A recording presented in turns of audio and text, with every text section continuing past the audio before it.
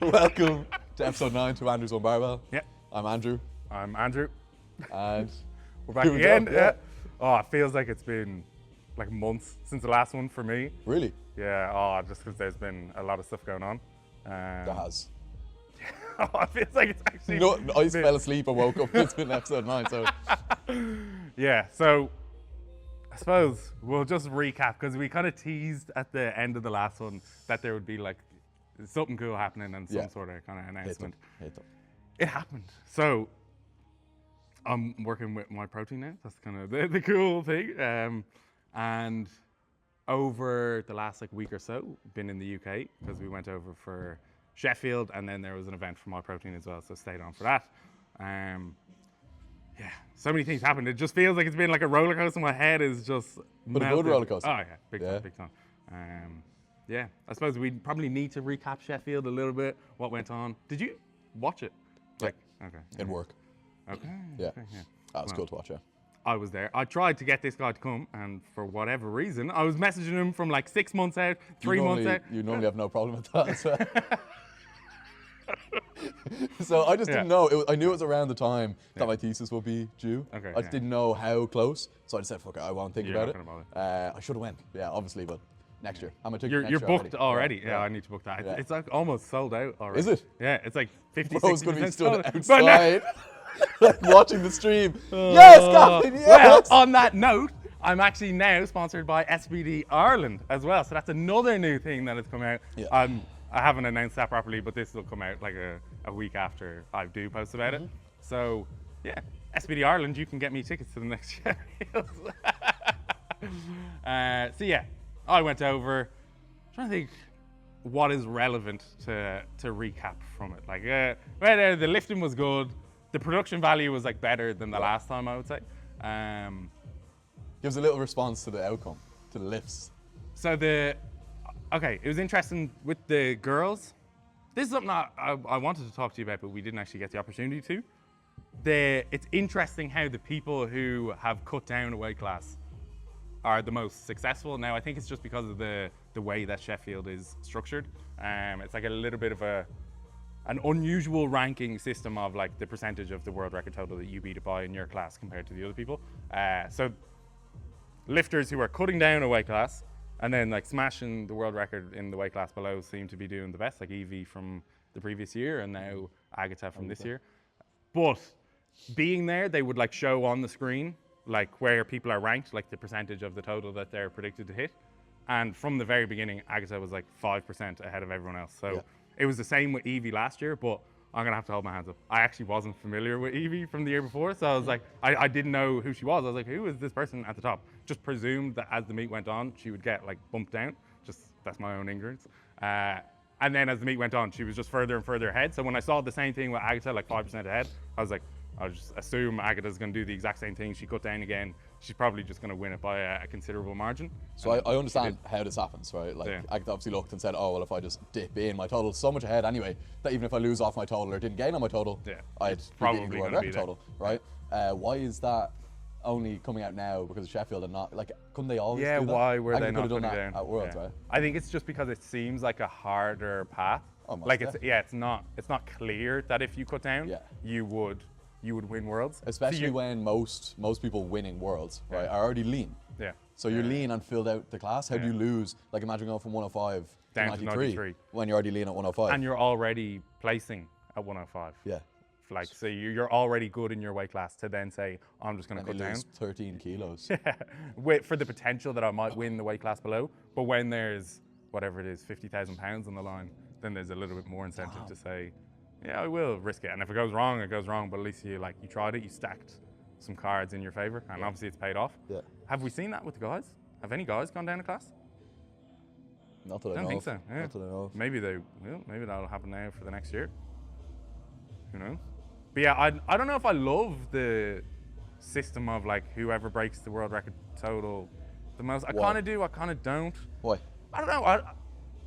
I look at people like Amanda Lawrence, say, who has just been like the top of her weight class forever and is like consistently breaking her own world records like over and over and over and over again.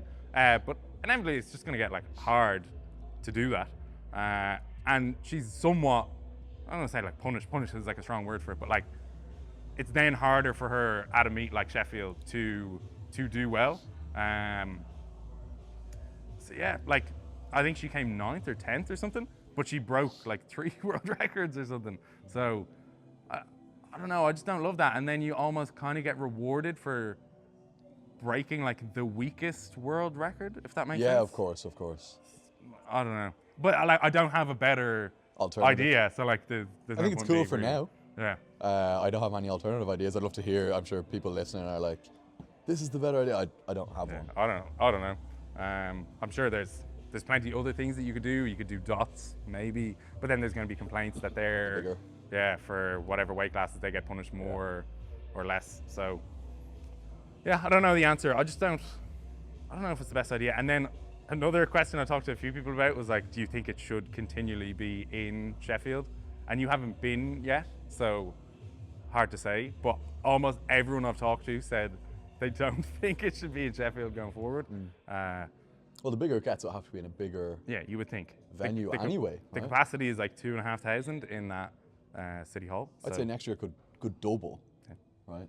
Yeah. So, or they'll just sell out to capacity like 9 months out from the competition, and then I see them. They have to get a bigger venue. Yeah, and just like a cooler place. Like Sheffield is fine. It's easy enough to get to for us, say, but to draw in like big crowds, there's probably cooler places you could have it, like that are more. It's more fun for everyone involved, even the spectators. There's more stuff around, more stuff to do.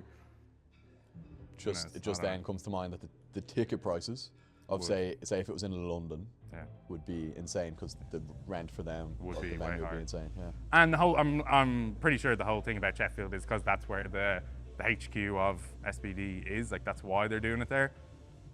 Same time, come on. They'll figure something out, but there will have to be something bigger. Yeah, I think there was talks about like putting it somewhere else, but then what do you name it then? Do you still call it Sheffield? But it's in Cup. Miami, like. Sheffield, Miami. It's like USAPL Ireland, like. Yeah, I don't know. Yeah.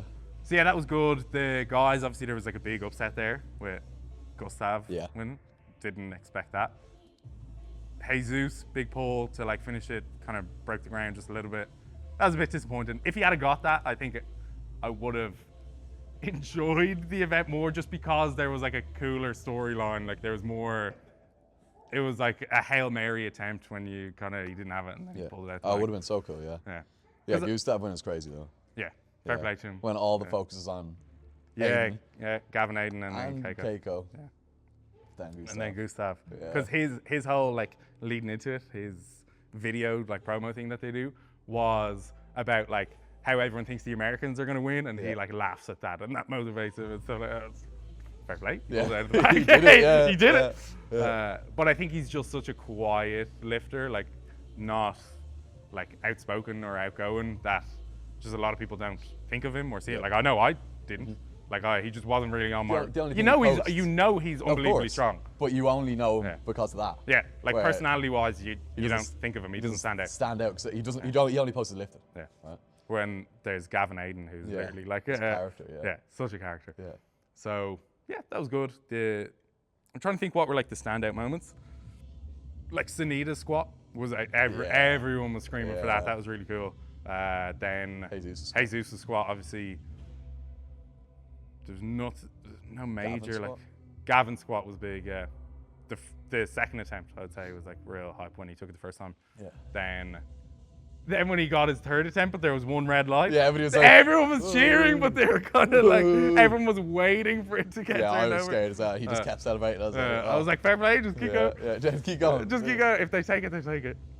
Then, other than that, I don't think there was a massive lift that stands out from there. Any big like deadlifts? We say that like every lift. Oh, all of them. They're all like lift, world records. right, obviously.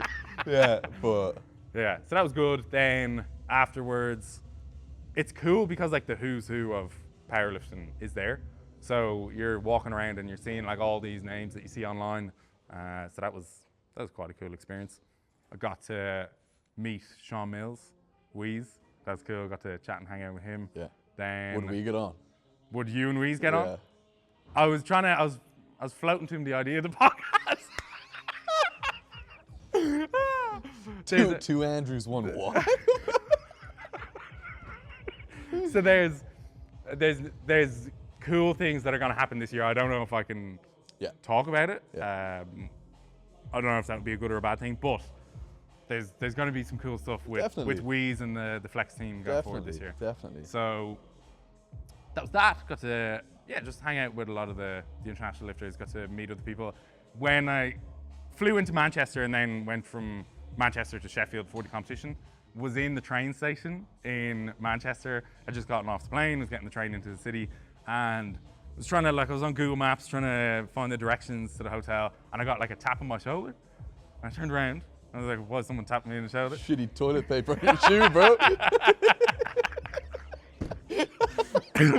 Fuck's sake. So I got a tap on the shoulder, turned around, and there was some guy who was like, are you Andrew Blackwood? I listened to your podcast. And I was like, what the hell? That was one of the coolest things that I think has ever happened. That's unreal. It was a guy from the Netherlands, and so if you're listening, shout out to him. Thank you. That made me feel good for the rest of the day. That boosted my ego.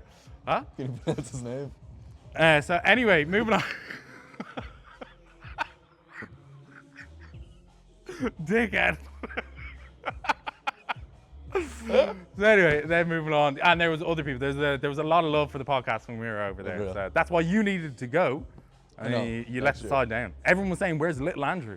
And I was saying, "Where's the better looking one?" Oh, dickhead. Anyway, so that's fine. Then from there, stayed on an extra 2 days, and I had an event with My Protein. So the event was based around Gavin Aiden. So he's a My Protein sponsored athlete. He was given a seminar. There was a group of maybe 10 of us. A lot of amazing lifters there. Gavin gave this talk. It was very insightful. The night before, I was actually staying in the same hotel as Gavin, so we had dinner together. We ended up. What? We were staying together. We had dinner together. We had a really amazing night. We had dinner together and ended up basically doing a podcast worth of a chat that was 3 hours long. So just flew me over there and then. Oh no, I was gonna say we just zoom himself with the camera there and then. So Gavin, if you're watching, you're not watching, but if you are, we're bringing you on next time. Dublin. So that was cool as well. The event, that was great. Got to network. Got to chat with Nonso quite a bit. The junior lifter from GB. If you don't know him. Yeah, he deadlifted 370 kilos at 18 years old. So yeah, lovely guy. One of the loveliest people that I've ever met, which is nice when there's someone who's so strong. It could go one of two ways. They could be really arrogant and up their ass, or they could be very nice and humble. And Nonso was definitely on the nice, humble side. So that was good. But the following day, flew home, and I was destroyed. Rode off, thought I was gonna die. Must have been hit with some sort of flu dose. Body aches, headaches, cough, congestion. I thought I was on the way out. I couldn't even open my eyes for most of the day. Was just in a haze. And then the next day I woke up and I was kind of fine. So that was nice. I'm back to life, but I still have a bit of a cough. So throughout this, when I laugh, there is a strong urge to go into a coughing fit. So I'm gonna try resist that. I've already been trying to fight it. It's good that I'm not funny. So exactly. It's not like you laugh here anyway. So don't laugh at all. Yeah, I won't. No matter what I say. So let's move on. Right. What are we going to do today? Today, we are going to go through some hot takes in powerlifting and see do we agree or disagree. Yeah. Chat through them. Hopefully they inspire a little bit of... They're all anonymous as well. Man, put your name on these things. Honestly, I want to be able to call you out. I only took the hot takes. There was just more nonsense in there. Why does Andrew love feet so much? Can you tell me how long your thing is? All this kind of... It's nothing to do with the question. But anyway, keep coming. So, do you want to start? You start. Let's get that first one. Yeah. Well, we'll bring it up. Okay, the national qualifying totals should be higher. I don't even really want to bring this up because a lot of our audience is kind of scattered around different countries. Yeah. So it's not relevant to a lot of people probably listening in Ireland. Don't even know what the national qualifying totals are. I haven't looked at them. So they were updated a year ago. Yeah. And they were really high, to be fair. The A standards for the team were whoa, there's one person in each class that can hit these. Oh, if even. I don't think a lot of people If even were. some of them were higher than the... So what they did was, I think they took, for the A, there was an A standard and a B standard. Yeah. For the A standard, I think they took the podium totals from the international competitions, say like the past 5 years of Worlds and Euros, and got the average of them, and that was like the A standard for us to hit. Yeah. Ambitious, right? And then the B standard was maybe like the top 7 or something. So they took the average of the top 7 totals. I didn't really understand why there's an A and B. If you didn't hit the A, but you hit the B. Like, you were going to go anyway. So why not just have the B? And no one was hitting the A unless you're podiuming at internationals, which we have very few. Very few. The idea was that raise the standard so people will then hit the standard. The only thing is, we talk about this, is like, you hit what you hit. Yeah, right? you can't force yourself to hit a number just because you want to hit the number. Oh, the qualifying totals higher, I'll squat more today. Yeah, like, it doesn't work like that. I'm going to try to get as strong as I possibly can, and then whatever I'm capable of doing, I'm capable of doing. But then you're now you have this number that you're 50 kilos below, and you're convincing yourself you're shit. The only thing I can imagine, and it's seldom that people are going to be in this position, but like, let's say if someone's at a competition, at a meet, and they are going to load like some easier reps, but if I load harder, I'll hit the total. Maybe that's the only time. How often does that happen? Or if you're head to head with someone, Yeah. at say junior nationals, nationals, and it's like, oh well, do I load this to beat them? Do I load this to hit the total? Yeah. That's the only time it's relevant, I think, because otherwise you can't prep to hit a certain number. Yeah. You just can only try to get as strong as you can, and then the number. Yeah, and it's like a weird position as well, because I think we had some time where we were sending lifters just for the sake of sending lifters. I think that's what that question really is like the minimum total. Yeah, we shouldn't send lifters who are coming 14th out of 14 people, kind of way. But then there's even an argument against that of like, if that's the best person that we have in our country, in that class, we're sending our best individual, and then that could be giving them more experience on the international platform, which then, I don't know, as they get better and better, they could climb the ranks or something. I think to a certain extent, if that's the best representatives that we have in that weight class, send them. Like, I think send the best representative of each class. Yeah. Unless they are miles far behind that it's really. But like, that's not happening anymore. There's powerlifting's big enough that like all the winners of the classes are not miles and miles behind. So even if they, I don't know about that one. I don't think about that stuff too much. I don't think about qualifying totals. I don't think about any of that stuff. Yeah, I think it's not a big deal. Yeah. Wherever they are, we're gonna leave them. All right, this next one is an interesting one. Do you want to take it? Too many people complain they want a better standard of competition at divisional level, yet do nothing to contribute to the community, give back by volunteering. It's a volunteer-led sport, and a lot of newcomers fail to do their bit in making it happen. So, they're basically saying that, like, open meets, people say they want higher quality, but they don't help. They don't help. Honestly, you have to agree, like, and the worst part about agreeing is I'm one of those. Yeah, I was about to say, honestly. That's me. That's me. People are so bad, and I am people. Yeah, I'm bad, you know. And we mentioned this, like, in another podcast. That's definitely something that I feel bad about, like, that I should be doing more. Yeah. Now, again, my like excuse is that I'm coaching at these meets. Like, this weekend, I've got 6 lifters competing at unis. I can't imagine like spotting and loading after that. I could, like, technically there's a flight that I won't have anything to do. But there's someone not handling anyone that could do it, right? True. So I was talking to Arneen about this a while ago, and he had a good idea. He has loads of good ideas about the Fed, man. He could run that shit. Yeah. But he said, or he basically brought up the idea of more incentive. So I think you get an early bird ticket, which is cool, I guess, right? Because gives you some sort of reason. Some incentive. Because competitions are selling out so quick as well. Like, I think there should be better incentive. I don't know what. He had some great ideas, but some incentive, because it is of their own goodwill. Yeah. And I get that some people are doing it, but there's always going to be people who are more willing to give their time for nothing. Yeah. And they're great, but not. Yeah, the shout out to those people, because that is. They're the smaller percentage. They're the exception. I feel like. I feel like most people need a bigger reason. Yeah. And we know the reason is to better the Fed and better the competitions, but it's abstract. Whereas something tangible, or something more immediate or cooler is how you get people to do things. Like, and honestly, I was debating whether or not to say spotting and loading. It's kind of shit, man. Like, it's hard. It's hard. I don't enjoy it. Like, I have spotted and loaded competitions. I dread the thought of it. And I didn't want to say that because other people might hear that and they'd be like, well, I don't want to do it then. But if there's an incentive to do it because it's hard, oh, well, here, you get this. See, do you think it will get to the stage where spotters and noters are getting paid? I imagine they got paid fairly well, Sheffield. Yeah, I would say so. Yeah. Like, if there's more money involved in the competition, then yeah, it makes sense. If it's just like a backyard competition that's just in like a shed or something, obviously there's not going to be a whole load of money. Imagine there was money in it, and you know, people started to make teams of spotters and loaders. Like you and your buddies got together, and you were like, there's a guy. And you did like competitions just for spotting and loading, where you just get people to change the bar, and like people are like timing you and shit. There's a guy in Australia that I know, right? He was in a gym that I trained in over there. And shout out to this guy. I don't think he'll ever listen to this, right? But he's like always the head, like spotter, or the person who like represents the whole team. Yeah. And he takes that job so seriously. I'm not even sure if he competes, but there was like a national championships going up, and he had on his story, he like set up his camera there, the way we video our lifts, right? He had on his story. Like timing himself, changing the back heights.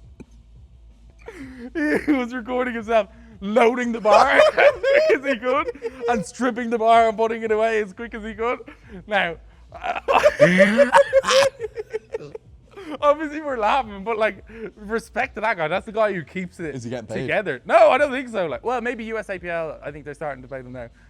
Oh, that was incredible. Like, shout out to that guy, because that is so cool to see someone who was like that passionate about spotting and loading, because I could never.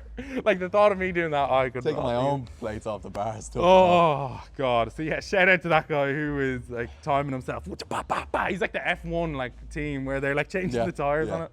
Yeah, that was impressive. So what do you see us helping out more at these competitions? You know what I think we could do? What? We could like commentate. Yeah, that's actually a good shout. Yeah. I sent you a post recently. It was from... You sent me a lot of posts. Yeah. It's from Nick Manders, big Canadian lifter. Yeah.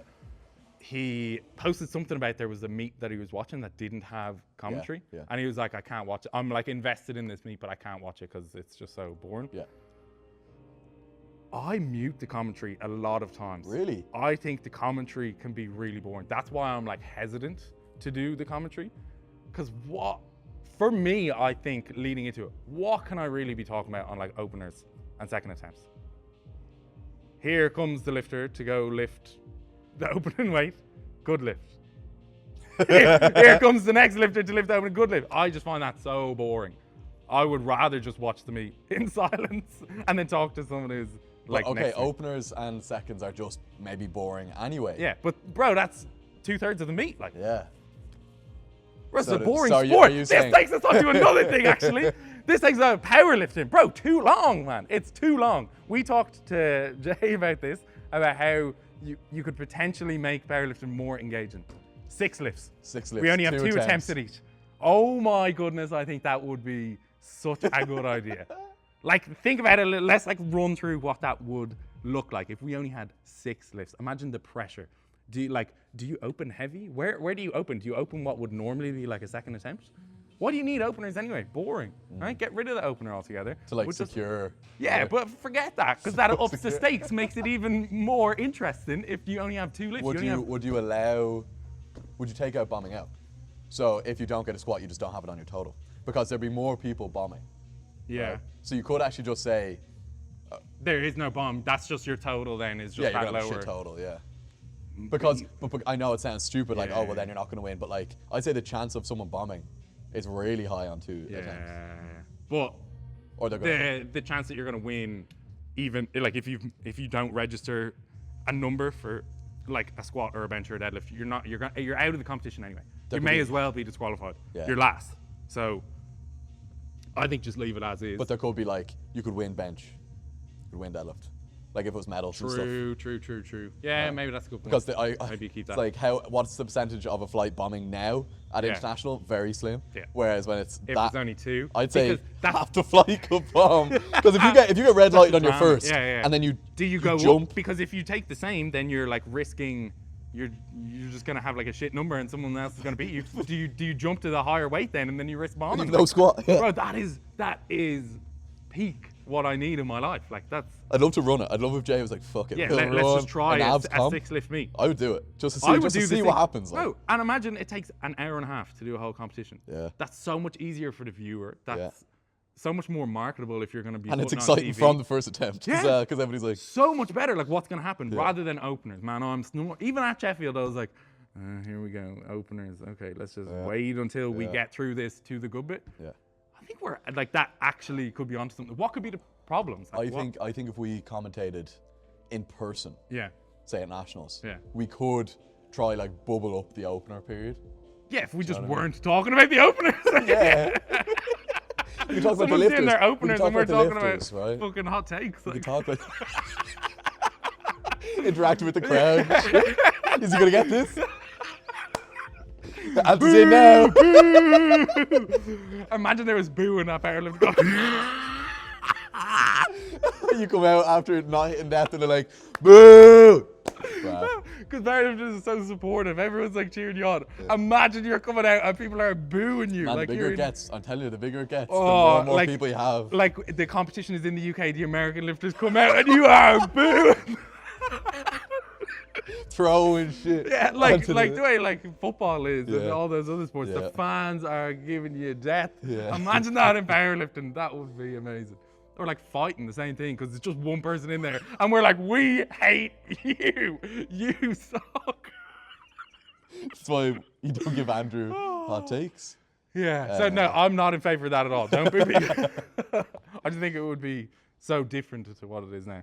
Okay, hold on. Yeah. What? So we started on the volunteers, and I think they need incentive, right? Yeah. Is that done? Do you have any hot take on that? No. Okay. And then we said powerlifting's boring, and Yeah. there's, Jay's having attempts at making it more enjoyable. Yeah. True. The everything around the platform. Fire breathers, Yeah. pole dancers. Yeah. You said he asked you to do that. I had to do a trial for him, but he didn't think I was good enough. That to install like an industrial pillar. Oh God. Okay. No, but when he had the competition, they had like were they pole dancing? Like were they dancing on a pole or were they just like erotic dancers? around. I think they were maybe just erotic dancers. But I was at some international competition and there was like lifters from other countries being like, I like you because you're Irish, but I can't believe an Irish competition had like pole dancers at it's so like derogatory and stuff like that. I was like, I didn't run the competition. Like, Man, imagine, wasn't it Gaston and everyone seeing that? bro, Gaston is all over that, man. He keeps sending in like applications every time they have In the a general AGM. meeting. Yeah. He's like, anonymous, I think we should have dancers on the side. And they're like, who the fuck keeps putting this in? Gaston is like, Bro, we're getting kicked out of the IBM. Say no more, say no more. Oh, fuck's I sake. love you, Gasty. Big Daddy Gaston. The new Right. elbow depth rule for bench is a good idea. Being able to arch your back as much as possible to give yourself a half-inch ROM isn't impressive in a strength regard, just a flexibility one. I don't know what I think. Initially, when the elbow depth rule came in, I was like, this is so dumb. This is stupid, right? Why would you bother changing this just because this was my belief, that they changed the rule due to people online who don't know anything about powerlifting, who just see like a girl benching 100 kilos and then they're like an insecure man who benches 60 kilos and they're like, this is bullshit, this is so stupid, blah, blah, blah. Nothing to do with the sport. They're never gonna watch powerlifting anyway. Why would you care about what their opinion is? That was my take for a long time, that we're changing the sport to cater to people like that, who are like internet trolls who why would you want to listen to them? Yeah. I do think there's probably some validity to like the zero ROM bench going. Like it's not a great look. To me, I could not care less. If it was still in I thought the like crazy bench specialists made powerlifting more interesting because it was more competitive then. Yeah. There's someone who might have tiny little like T-Rex arms and then they have like a massive bench, but their deadlift kind of suffers. So they were able to like make up that ground. They were like this crazy subtotal specialist. So it was like, who's going to win, the subtotal specialist or the crazy deadlift specialist at the end? Yeah. So there was like that kind of battle. It made it more competitive. It was more open to different like demographics of people based on their like structure, who was going to be the best. I think since getting rid of that, powerlifting is kind of just like a bit of a deadlift competition. Yeah. The people who have the biggest deadlifts are going to win. Just full stop. I don't think there's a way around that at the moment. Well, maybe that is going to bridge on to like a sumo topic, and there's a few things there. But I had no problem with the arch.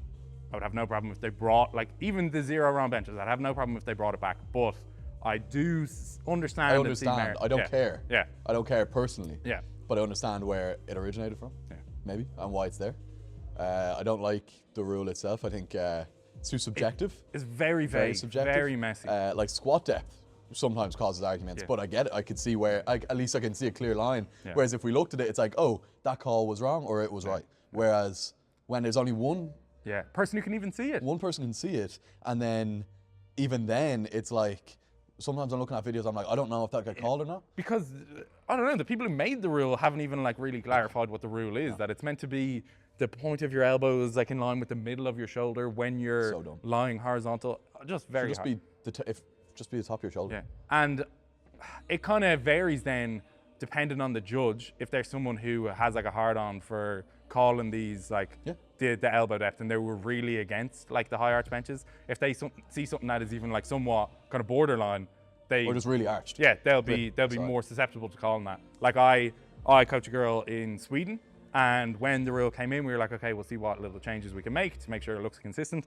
The way that we had her bench technique, I was like, perfect. I cannot imagine any scenario where that causes an issue.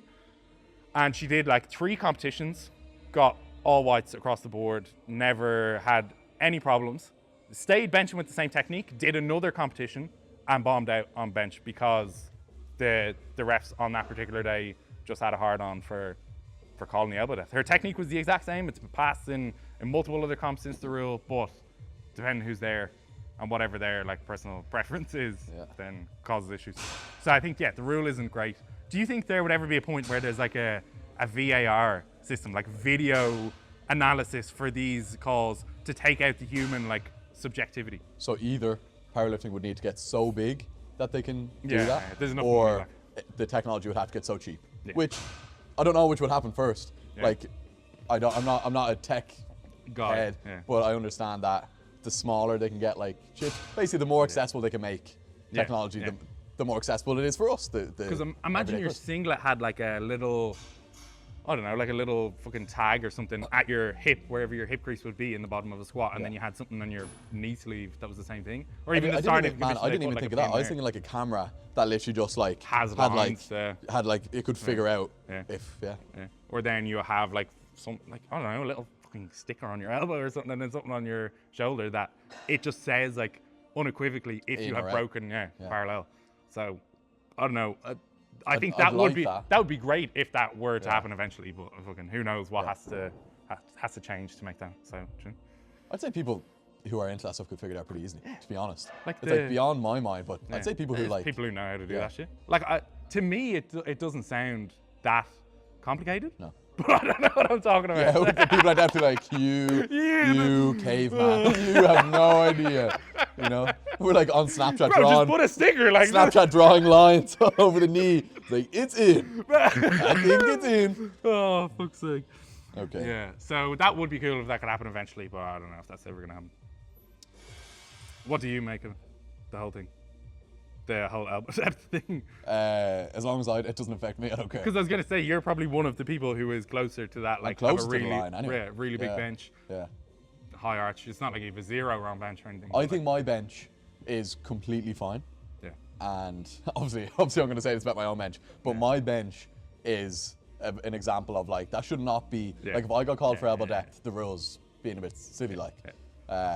You shouldn't be punished for the way that you bench. For the way my bench looks. Is List as close to?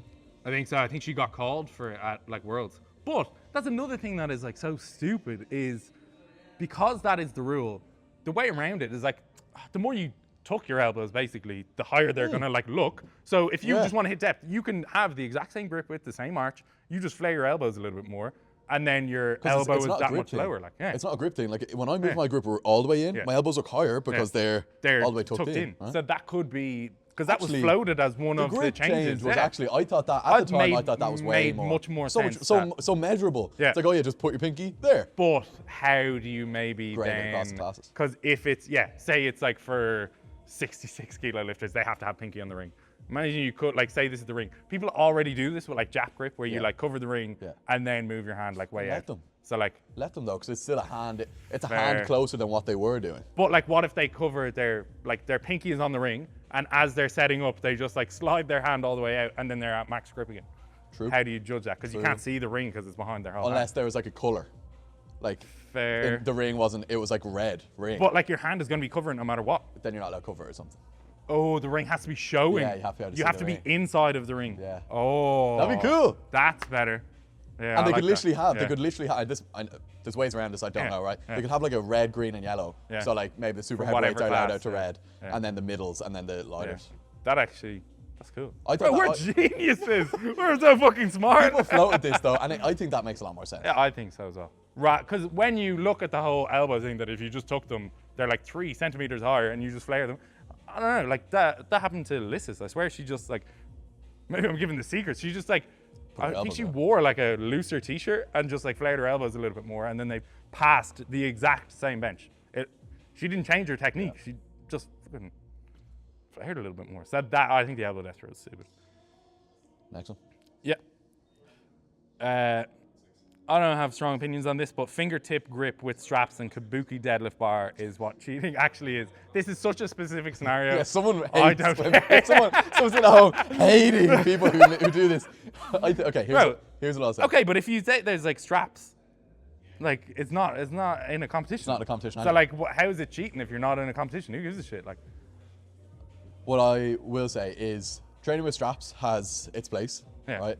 But if you're doing a lot of your deadlift training on, say, figure eights, fingertip, and you're wondering why your deadlift numbers are not correlating and predicting your comp numbers very well. Is that happening? I don't know. See, anyone who's using a deadlift bar is in like untested powerlifting. And to be honest, I don't know shit about that. I don't follow that. So.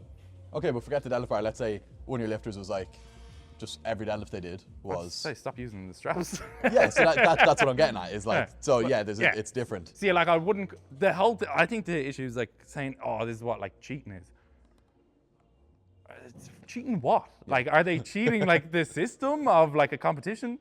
Like, are they going against the rules of a competition? Because that's what cheating is. No, they're not, because they're not in a competition, because they're in training. Like I don't know, you see like the broccoli heads on like TikTok with the, like, who are just say like TikTok lifters. Who gives a shit? Let them be. Like, they're not cheating anything because they're just lifting for fun. Like, all they're doing is lifting in their gym. If they want a kabuki, fingertip, whatever, like, just... Man. You can kabuki fingertip. Man, who gives it? Like, just... I agree. That's maybe a topic as well, is like, people hating on people, the way people are training. We're going to bring that up. That's another one that I want to dive into. The next one. Do you want to take this one? Powerlifting training is an excuse for overweight people to slack off their accessories and do low-intensity bodybuilding because training to failure would hinder their lifts. There's some bite in that one. What? Like, there's some anger in that one. He's talking about one person. There's one person that did. This is a personal attack about one person. Yeah, there's someone this guy sees on Instagram and he's like, oh. Yeah, what? It's an excuse for overweight people to slack off accessories and do low-intensity bodybuilding training. This is another, it kind of refers back to the last response. Like, let him do whatever he wants. What's wrong? Why is that bothering you? If someone wants to do low-intensity bodybuilding, fucking leave them alone. But, like, it's an excuse for overweight people. I don't know where you're coming from with that one. Just, Man, there's so many debunks to this, but, like, okay, right? Let's say if someone is going to be overweight and they're either powerlifting or not. I'd rather them be doing powerlifting than not doing powerlifting. Anything. Better for their health to be doing powerlifting than not doing powerlifting. Leave them alone, bro. And then, like, maybe there's some merit to, like, powerlifters not training, like, accessory work hard. Let them. Cool, like, like, fine. Don't get jacked. Whatever, like, that's a damn problem. That's negatively affecting them. Yeah. Not me, not you, not... So I don't think it's an excuse for overweight people It's just a means of Bro, training. live and let live. That, Like, you can implement in any way you want. Whoa. There's something going on in the gym. I'd almost turn the camera around. Whoa, yeah, turn the camera around. Sneak peek. Right, moving on to the next one. This is perfect timing. We had a good string of these questions. Yeah. Super performative deadlift setups need to be abolished and are cringe as hell. Another very, like, if the person writing this, Yeah. like, has Why? a vendetta, personal vendetta. Yeah. Chill. Why do you care? Yeah. I would ask that, and like just genuinely to ask yourself, why do you care what someone else is doing with their deadlift setup? Is it negatively impacting you? Yes, they might be cringe. Like, I'll agree with that. Sometimes you watch some of them and you're like, oh my God. Yeah. So what? Like, if anything, it's kind of entertaining still. Would you rather the opposite of everyone just lifts the exact same way? We all just walk out onto the platform with no facial expression. We all have the exact same technique and you just lift the bar, you put it back down and then you walk away. That's boring as fuck. Why would you want to do that as opposed to someone comes out with the most flamboyant like deadlift setup that you've ever seen? It's cool. It's like, it's funny. Yeah. Let them be. If that's what they feel like good doing, they feel confident doing that. That's one thing. I respect the confidence of someone who can do like some mad, crazy performative deadlift setup. I know when I was starting out powerlifting, I was way too insecure to do any of that stuff. And I would just go out onto the platform and just lift the bar and then get off the platform as quick as I could. No fucking facial expression. And I see that kind of often as well. There's certain training environments where someone will hit like a massive lift, like a massive PB for them. But in order to be so far removed from that, like over the top, like hype, super celebratory or performative stuff, they will like deadpan, like play it off as if nothing ever happened. It's like, oh man, like I wish for that person that they could express themselves more to like just enjoy the moment. And maybe they are enjoying it internally, but I wish they didn't have to try like repress that in order to be cool and not like performative. You know what else happens? They post it and they're like, could have been better. Yeah. Should have been better. It's like, bro, you just hit a PB. Smile, laugh, dance. Just have a good time. Yeah. Celebrate it. Celebrate time. your wins. Yeah. Like, just enjoy it, man. Yeah. I agree. Some of the super performative things are cringy. So what? It doesn't matter. So what? It Why does just that doesn't affect you? matter. I would try to, whoever like asked this question, just take a look at yourself and ask, why do I care? Why am I like talking bad about someone just because they deadlift a little bit weird? What is the actual reason that you then care about that? This extends way beyond powerlifting, way beyond this question. Yeah. So the last three questions all touched on why do you care so much about what someone else is doing, as long as it doesn't affect you in any way negatively. Yeah. And then also just chill out. Just like maybe lean towards like a positive, loving, compassionate bias rather than looking negative. for something wrong. Yeah. Enjoy your PBs. Enjoy other people having fun. Enjoy your own fun. Stop trying to stop other people having fun. Yeah. That's a massive thing. And you kind of need to sit with that for a while. Because there is this like tendency for people to like gossip and talk bad about other people and those kind of things. The more you can train yourself not to do that, the better your quality of life will be, in my opinion. Oh, 100%. And then the more you can not associate with people who do that frequently, I think the better off you'll be as well. Because we all know like certain people who just love to gossip and that's all they do. And the value that they have that comes out of their mouth is talking bad about other people. And that's their whole like personality. Just try and not be that person and try to steer away from those people, I would say. Your life will be so much, like look, we all love having the crack. Yeah. Having a laugh. Yeah. Having a laugh when you're not tearing someone apart. Yeah. At the expense There's of someone funny else. things, yeah. You can laugh. If you can if even think laugh something's at the funny, setup. Laugh at it. It's like, there's something wrong with them. Trying to like, I don't know, viewing that person as something like this, I don't know. Because there was an example of this that happened recently. There was someone who posted online about someone else's deadlift setup and there was a lot of people offended and then there was arguing back and forth. That to me is embarrassing. When I see that going back and forth, to me I'm like, why is that something that you're taking time out of your day to argue about? What, like, for the sake of a laugh from a few other people, to like try make some other like stranger who sees your story be like, haha, so funny, you made fun of someone else. That's how you feel good about yourself? To me, I don't know. You made a great point there and just made me think, And my mind's completely fluffed because I was listening to what you were saying. I completely lost what I was going to say. You'll be much better off if you stop associating yourself with negativity. Stop looking at all this negative. Stop consuming negative content and consuming positive content, or just forget the content full stop. Associate yourself with people who are happy, look for good in life, good in the world, and start trying to be what you want other people to be to you. You don't want other people to be mean, judgy, cold to you. It's like, be loving to everyone, be compassionate. Have a compassionate bias for everyone. And again, there is room for having a crack and making fun of your friends. Absolutely. We rip the piss out of each other, but I'm never trying to hurt anyone. No. So just don't do that. Like, it's that easy. Just and everybody knows as well. Like, if you actually sat every single person down in isolation, they would agree. How should you live? But when there's a group of people, there's that tendency to of course, man, bitch and gossip and to whatever. But that's, you mentioned there, consuming that kind of content. I mute people all the time. If they're posting stuff that, like, after I watch it, I'm like, it just gives me like a bad feeling where I'm like, ugh. I'll just mute, and I just don't want to see that kind of content. Or like, there's a lot of meme pages who make those jokes about like how it feels to be a hater, and it's like this paradise and stuff like that. Like, it's funny, but when that is the only like content, because there was that would be coming up in my feed like consistently, bro, I'll just unfollow that kind of stuff. Just you don't need that in your life. No, you don't. And trust me, when that like negativity and bitchiness and stuff isn't in your life, it'd be much better off. Much better off. There was another question here. It's not in the screenshots, but it was along those super performative deadlift setups. It was that those setups are taking kilos off your lift. So it wasn't that they're cringy and they should be abolished and the person who did it is whatever. It's that those setups are taking kilos off the lift. Delaney Wallace, is that how you say his name? Yeah. He's pretty strong.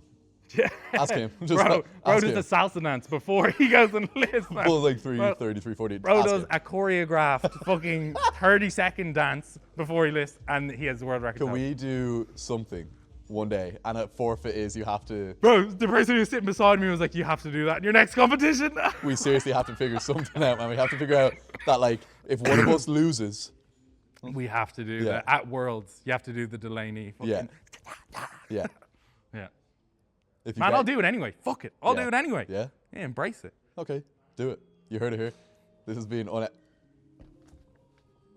I looked at the wrong camera again. What? Bro, fuck it. Like, what? What's going to happen? I do a little dancey dance. I'll get a bit of clout online. Dye your hair? Yeah. Okay.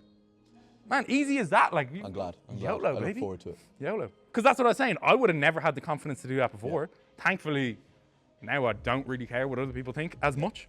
And that's always a weird one as well, when you say you don't care what other people think, because everyone cares what other people think to a certain degree, because that's how we function like in society, based off relationships with other people. But I think I don't care what the type of people who will say negative things for no reason. I don't care what those kind of people think. Yes. Yeah. Because you know you're not doing anything that should be spoken bad on. So. Yeah. Like, what's another thing that you never get like hate from below, or you never get hate from above, something like that. Someone who's doing better than you is not going to go hating on you. So you're only getting hate from people who are looking at you, and there's something about what you're doing that is maybe making them question something about themselves, that they don't have the confidence to do that, or it's different from what they feel secure doing, so they need to then try to poke fun at you, that kind of way. You know what they say, fat dogs love slow cars. We should do that segment. For anyone who doesn't know, there's a podcast where they like make up sayings, like phrases that sound like there's something really Some of them are amazing. Oh, and fat dogs do love slow cars, so they do. You know, if you're getting hate from someone, they're probably a not fat worth dog, it. man. They're a fat dog. And you're a slow car. Yeah, you're low hanging fruit. You're easy. Oh, fuck. So yeah, do you think the setups are taking kilos off lifts? No. Yeah, I don't really think so. Yeah. I think whatever gets you psychologically prepared enough to execute the lift as confidently and subconsciously as possible, if that's a salsa dance, I don't give a fuck. Yeah. Right, moving on. But just like cut it out of the video when you see it. Honestly, but that's something for like everyone on social media. Cut out yourself, man. And you know what happens? Sometimes it's crazy strong people. Yeah. Crazy strong people. And like the video starts and they're not even in frame. Man, it was even worse when you couldn't like fast forward on reels. Oh, bro, I would just not watch. I'm not watching the lift. Yeah, I would not watch. I believe you.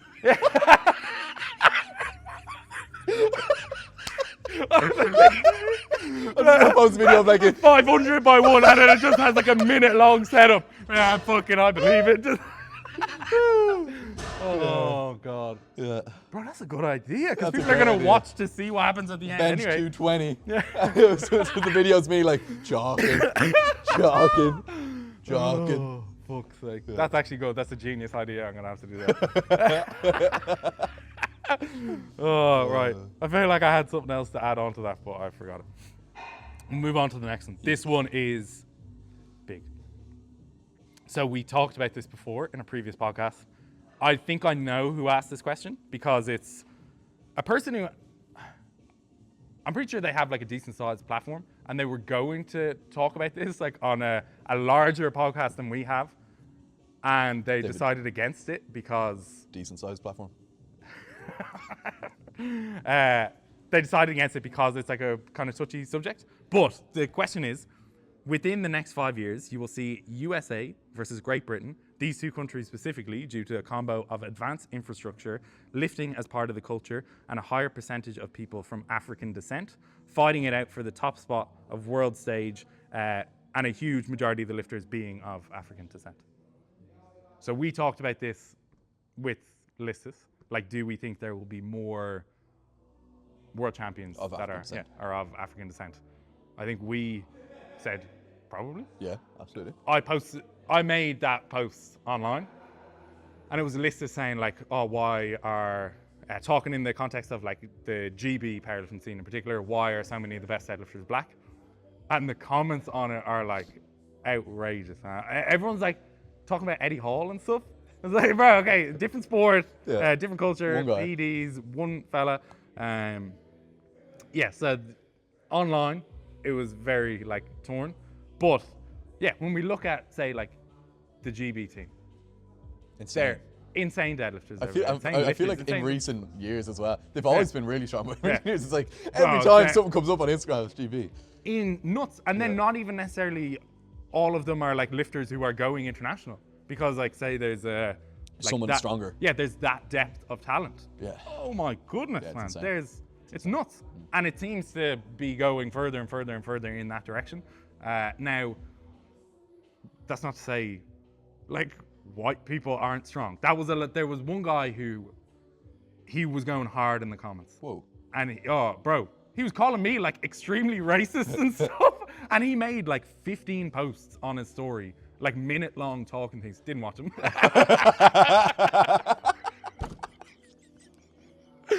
But the gist was that, like, we're so racist. How the hell could we say that, like, black people are only strong because of their genetics or something he was trying to say that we were talking about? Just, like, completely aside from the point that we actually made. He was going hard and he was like, you're walking a real fine line. You're being extremely racist, you're this and that. I was like, bro, I didn't even say anything in the video. It was Listus, it was her, man. I didn't say shit, like I just posted it. Incredible. So anyway, I would just say crazy amount of GB lifters of African descent who are just extremely strong and they're just getting better and better and better. Yeah. Like Nonso, prime example, I think he just turned 19. Bro, he's gonna total 900. Yeah. Bro, when I was 19,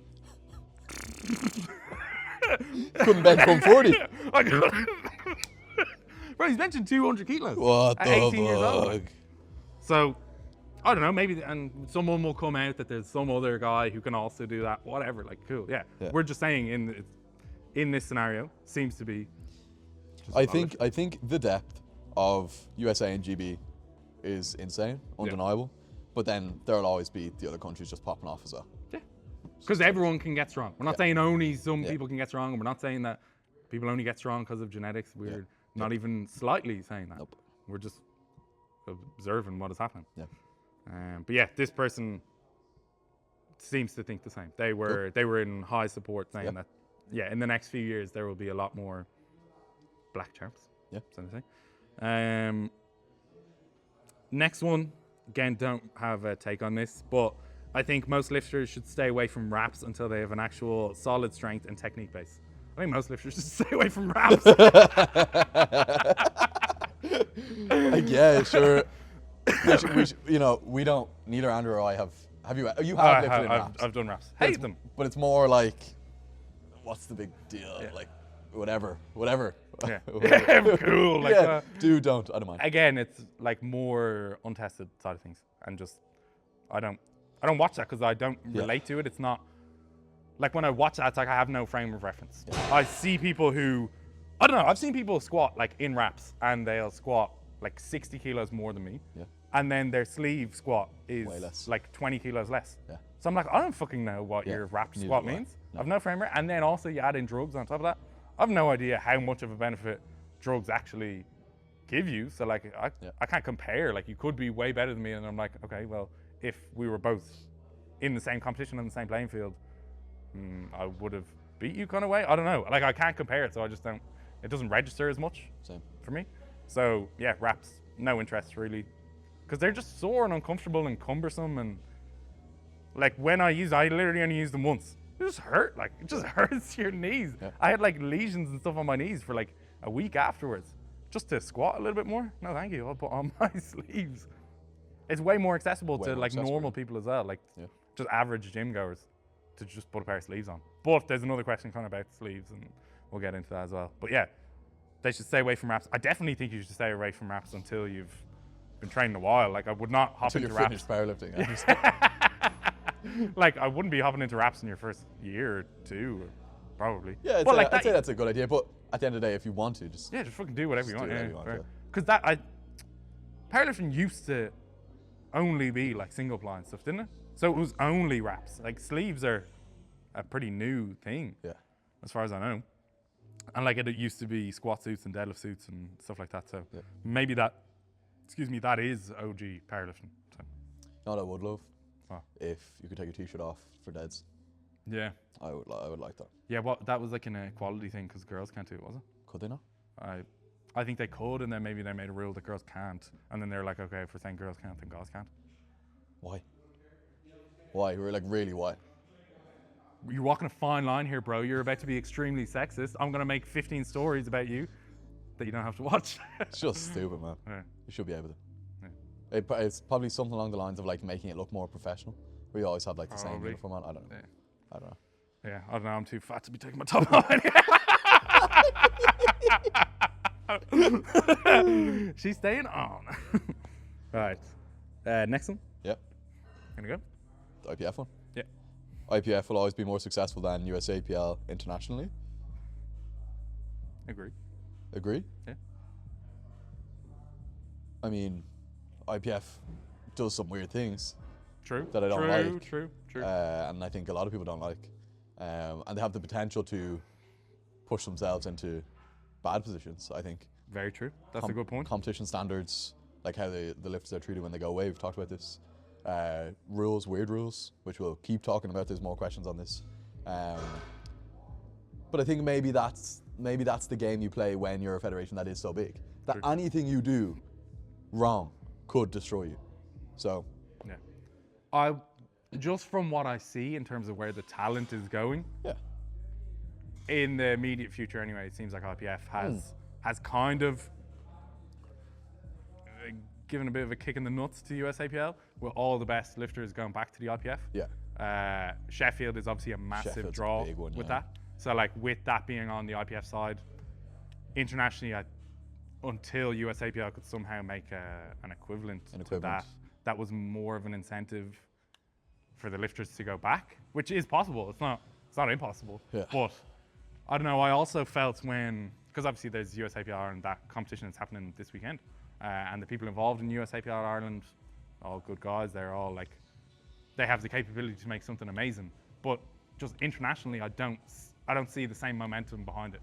No. You know, like I don't see GB ever switching. Yeah, like prioritizing USAPL over IPF, like USAPL England. I saw like a picture of it on someone's story. Like a picture was going around for a while. It was kind of like a laughing stock. Now, again, maybe that's only in the beginning, and it could become huge, and that's definitely a possibility. But it just didn't seem to be there. Like Spain, I can't imagine they're going to go USAPL over IPF when they have such, France, because it's like, it's funded by the government and stuff in France. So like they have all these kind of ties. It's like an official sport over there. Just a lot of these countries, I can't imagine going USAPL over IPF. And then the whole USAPL has going against it is the name. Bro, that's bad. Like USAPL Ireland, terrible name. Terrible name. USA Ireland. Yeah, change that. Like, or USAPL Worlds. No good. Now again, who knows? Maybe in the coming years they could like absolutely take over, and the quality of the competitions that they make is unbelievable. I think on a domestic level in Ireland they will be. I think the USAPL Ireland comps will be amazing because of the people who are behind it and who are pushing it. But just internationally, I don't see that momentum behind it because all of the best lifters are going IPF. Yeah. And with those will then come their followers. the followers who say, Russ, oh shit, he's going IPF again. That's where I want to go. Yeah, that's a big one.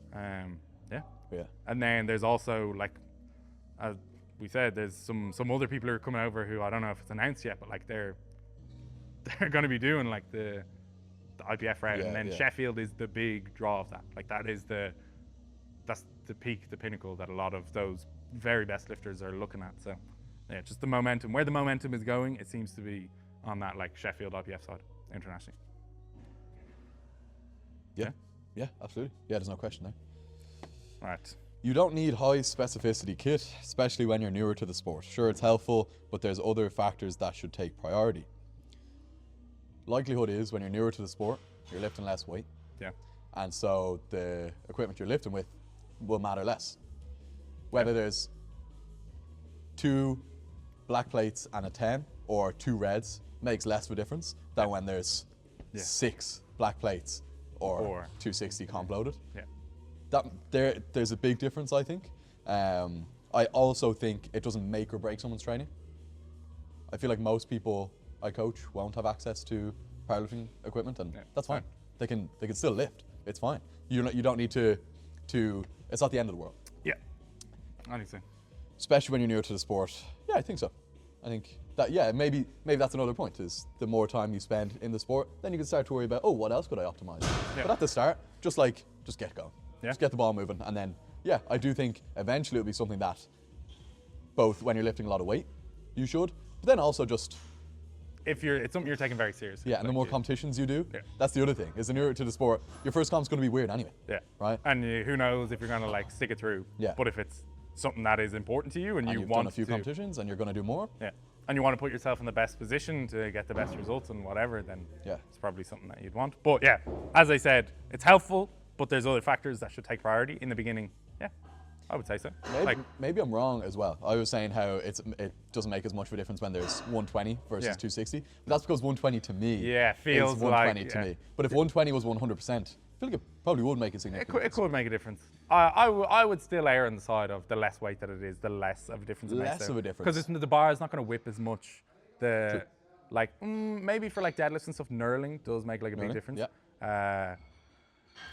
Yeah. Like how a lot of a lot of commercial gym plates don't weigh what they say they weigh. Like it could say it's 20 kilos and actually weighs 19.2 or something. So like that they're all factors. It's kind of difficult because there's not that many like options for powerlifting equipment in Ireland, at least. So you just have to make do what you have. There's plenty of people who get really strong without access to it. But I would also say, if you want to be really good, and the stronger you get, the more of a difference it makes. So probably start to give it more, make it more of a priority. Like that, I bought an Alico set for my house because I wanted to have the best equipment to train on, because I wanted to take it very seriously. So yeah, I would agree with this one that you don't need it, but it gets more and more important the stronger you get. What we did was years and years and years ago, like before, the first step we took towards powerlifting specific equipment was a bar, wasn't a higher power bar. I think that's the most accessible step. Is, it's difficult to change the racks, the benches in your gym, and it's difficult to change the gym you have access to, right? For a whole bunch of reasons, lifestyle reasons. And then plates are expensive as fuck. Yeah. A bar is expensive, but it's way more accessible. It's smaller, you can store it in a gym. You don't have to change the gym against their will. You're just storing a bar there. Yeah. And you can move it as well very easily if you're going somewhere else. A bar is probably what I'd recommend. If you're looking to make the first step towards specific equipment, get a barbell. It's most accessible. I was going to ask that. What would you say is the most important thing if you could only have, say you had a shitty bar but comp plates, or a good bar and then like commercial gym plates? I'd take good bar. I'd take the good bar. Yeah, definitely. Yeah. So my personal favorite bar, Ohio Power Bar. Yeah, same. Big time. Stainless steel. Fuck's sake. You just need to pretend like he's not there, and then it'll be totally fine. Right, next question. There are too many coaches and not enough athletes. Just because you've done a competition and been training exclusively for powerlifting for all of 6 months doesn't mean you have any business coaching. Okay. Veers on the side of, just let people do what they want, first of all. It's like they can coach if they want. Yeah. It doesn't matter. Too many coaches and not enough athletes. That first sentence I said, you could have just left that out. What does that mean? Bro has something personal here. Again, this is about like one person. Yeah. There's a coach he doesn't like. Yeah. He thinks shouldn't be a coach. So yeah, there are too many coaches and not enough athletes. I think just doesn't make sense, that first bit. It's probably not true. There's way more lifters than there are coaches. But I understand the general sentiment of the message towards the end of like, just because you've been powerlifting 6 months doesn't mean you should be coaching anyone. So doesn't mean you have this wealth of knowledge, or it doesn't put you in an authority figure to do things like coach. Yeah. But if you're just helping someone out, you're just helping someone out. Yeah. And like that happens. There is, say, like 16-year-olds who have done a competition and then they're like, I love this sport so much. This is my whole life. I want to become a coach because I want to do this forever. Like that happens. Like that's a thing.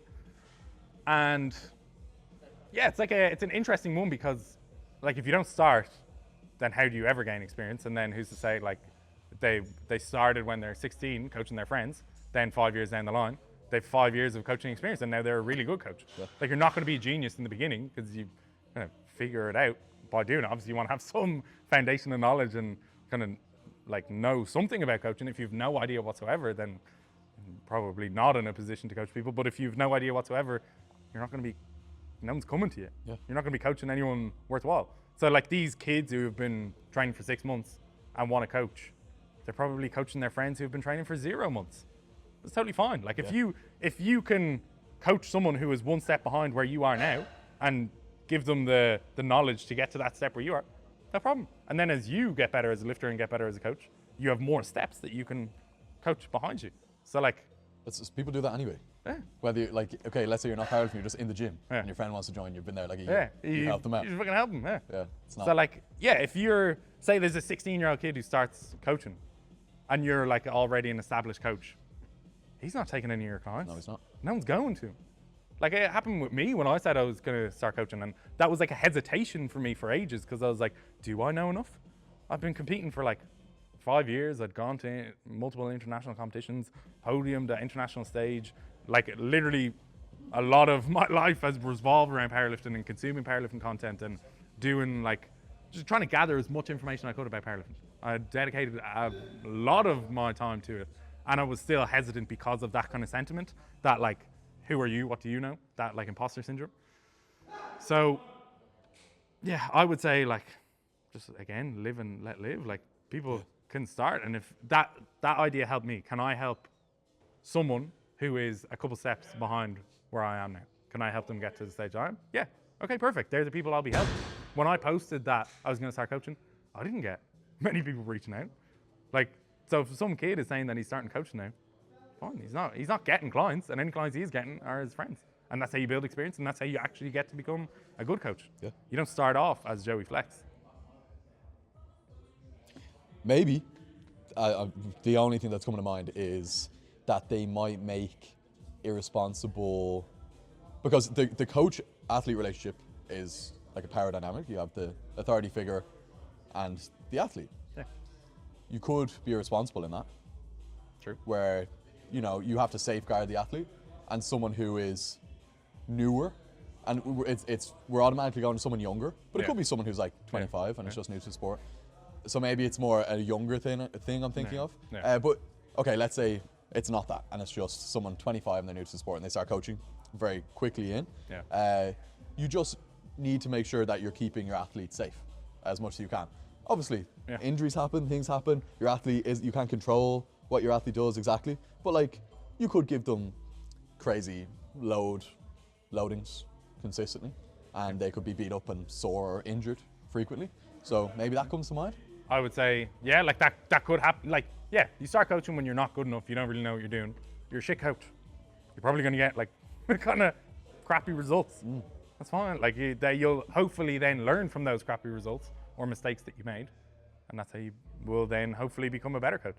And maybe the more experience you have before you made the jump to coaching, you will kind of have the answers before you make some of the silly mistakes. But yeah, again, like no one's perfect, and there's like experienced coaches who could also be making stupid decisions. So you're perfect, Pookie. Oh, thank you. The next one, do you even want to answer that? Let me pull it up. What? Like hook grip? Bro, is this you? Like No. Hook grip is so overrated. Whenever someone drops their deadlift, they pull hook. Show me a mixed grip deadlift or Phaelon grip. You can't. That has to be a joke. I'm about to post my stuff there, so you can go watch that. But it has to be it has to be a joke. Yeah, it has to not be real. Now, that being said, there's plenty of people I've seen try like force hook when they probably shouldn't, thinking that maybe hook is better for some reason. No, like I would say maybe you could make a case for like hook grip being overrated.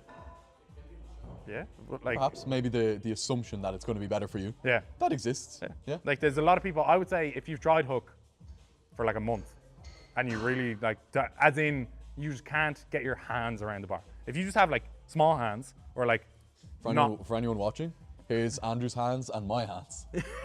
You can't see in my camera. But wait, you talk.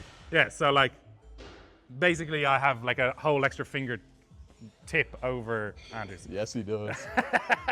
So like for me, hook grip, first time I tried it, easy. I just like, people ask me for tips for hook grip, put your thumb around the bar, hold your thumb. Like that's what I do. And if it doesn't work? Yeah, that's all I've ever done.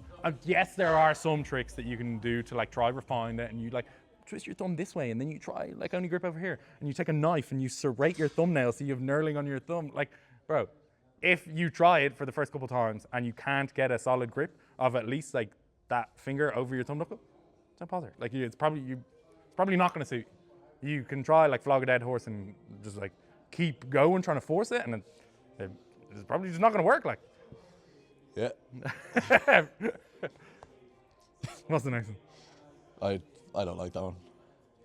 Yeah, again, some salty. Let's just bring it up. So like, okay, your world record deadlift in the equipped masters category with a 72-hour weigh-in done in a Fed with 3 members on a rainy Sunday afternoon, and somebody's shed is not world record. What the fuck? Chill out, man. Again, like, bro, why do you care? Like, what? Yeah, I haven't seen this deadlift, so I'm not bothered by it. Like, is it against someone? Like, is there a specific person that they're like, I hate this person because they say they have a world record? Who gives a shit, man? If it is like an absolutely dog shit backyard federation, no one knows. cares. Yeah, everyone like no one's looking at that person going, oh my god, they're a world record holder. And if the person who is claiming to be a world record holder, like if that makes them feel better about themselves, let them be, because no one's probably taking it serious anyway. Like, it's, what do you care? Like, I don't know. And again, I get the sentiment of like, there's a ton of different federations and they're all like claiming to have a world record, and maybe it should be called like a federation record instead of a world record. Who gives a shit? Boxing has 100 different titles and you're all like a world champion if you get it. Like, you could be a world, the best is. Yeah, you could be a world champion in fucking the UFC or a world champion in PFL. They're both called world champion. Who cares? Like, yeah, no one cares. The only people who care are the people who follow whatever different avenue. So like, and the bigger one has more following. So it matters more. Yeah. Are you gonna like cry because the PFL champion called himself a champion? Who cares, man? Powerlifters, not all of them, need to be more mindful of other gym users. So many of them take the piss with space equipment. I think I know who asked this as well. Really? Why? No, I won't tell them the river, but I'm friends with him, but I won't tell you, but here we go. No, I'm friends with him, but I think there's been run-ins where like needs a piece of equipment and there's like bags in the way and stuff like that, and like asked, hey, can I like get that equipment, and someone is saying, oh, like I'll just have a set left, will you like wait or whatever. Man, those kind of things. So general rules of thumb for life: just be respectful. Yeah. Don't inhibit other people doing things. Yeah. You know, if you're using equipment, that's completely fine. You're not taking up space. Yeah. Like you use equipment, don't be afraid to do that either. Like, you know, take the bar you need, take the plates you need, take the rack you need. That's all fine. But just on the flip side, stop getting in people's way. Yeah. You know. Yeah. If you need to record something and someone's using the thing you're going to record on, you don't record using Get over it. Yeah, get over that. It's not the big deal. You do your thing. Don't affect anyone else. Yeah. So this is like specific to a scenario where it's like a shared gym environment. Yeah. Obviously, in a powerlifting specific gym, you don't have this issue because everyone's a powerlifter and they're all getting in each other's way. But what did you say about the My Protein event with the? So at the My Protein event, obviously everyone else is like these content creators, has like mad followings. They're like setting up the cameras, but they have these cool lenses on the cameras that mean you have to have the camera like miles away. So someone's on like a rack that's like 12 feet away, but their camera's in the corner. So you're like trying to walk around. It's like there's trip wires everywhere. You're gonna get in someone's shot. So yeah, obviously that's the joke that happens in like regular gyms when powerlifters are recording. You walk in front of the camera and oh shit, oh no. Yeah, it happens. This question is obviously specific to that commercial gym environment. Yeah. Thankfully, in my gym, it's like a sectioned off area for powerlifting. So like there's literally a cage around it. So you're not going to be stumbling into other people. Your gym may be a little bit more difficult because a little more difficult, and you just have to consider that in your position, like everyone's powerlifting, and you're still being respectful to one another, but everybody understands the kind of culturally normal behaviors that we go through. In my gym, I can't, sure there's the regulars that might know what I'm doing, but I still don't expect them to understand why my phone is there, why I'm doing something. Like, they don't understand. Be compassionate, be empathetic. They don't understand, they don't know, they're not your powerlifting buddy. You don't know what you don't know. Yeah. How are you going to be mad at someone for doing something that they don't know about? Like what? They just read your mind and know that you need to. What's his name? Joey Swole, is that your man? Yeah, who calls people out. I like that. Yeah, I like that. Yeah, calls people out who are dramatic about someone walking in front of their shot. Yeah. Because man, even if it mattered, just leave them alone. Yeah, what can you do about it? Like, they just walked in front of your camera. Okay. Yeah. Like, imagine being that regular gym goer. Yeah. Who's just in the gym to train for an hour before you go. If that was my mom. Yeah. And someone gave out to her it'd be the last time they recorded that gym, baby. It'd be the last time they go to that gym, the last squat they take. Okay. All right, next one. You want to take it? French low bar should be banned. No. I think it kind of is being outlawed a little bit. Is it? Well, do you remember did Pana bomb? Or did he just have a real bad Or was he just squatting high? I don't know. I think they weren't giving him a start command because he was too bent over. Okay. Here's the thing. If you can make French low bar work within the confines of the rules, and this is going to be our answer for a few of these, I'd say, then it's fucking fine. And if you're not getting start command because you're not upright, then you're breaking the rules. Then you're breaking the rules. It doesn't matter what you call it, what kind of low bar you're doing. So I'm pretty sure they said at one of the meetings that they're gonna like try and make it a little bit more of a specific kind of. you're like this, waiting for a start command. You're not going to get it. Right? If you can French low bar, and it kind of looks cool, and they start like this, and then they go. Yeah, and then you go there and go into it. If that works for you, then do it. I don't care. Yeah, so I would say, I think it is kind of where it was too extreme that they weren't getting start commands. But like, wherever there are rules, there are going to be people who try to bend the rules as much as they can to try and get a competitive advantage. And that's sport, baby. Yep. That's sport. Let it be. Yeah. Man, you know the marathon world record? Well, like, tell me more, and I probably will. See, no, I'm going to butcher it because I'm not familiar with the scene, with the running scene. Yeah. But it was a really impressive record, like, and the pace. 2 hour, like. Yeah, the pace he was running at was like sprinting for anyone else, but it looks like a jog to him. He died. Do you know that? What? Yeah, he's like 24. No way. Yeah, he died in a car crash. Fuck. Yeah. Did he actually? Yeah. Shit. Thought you were going to have like a punchline there.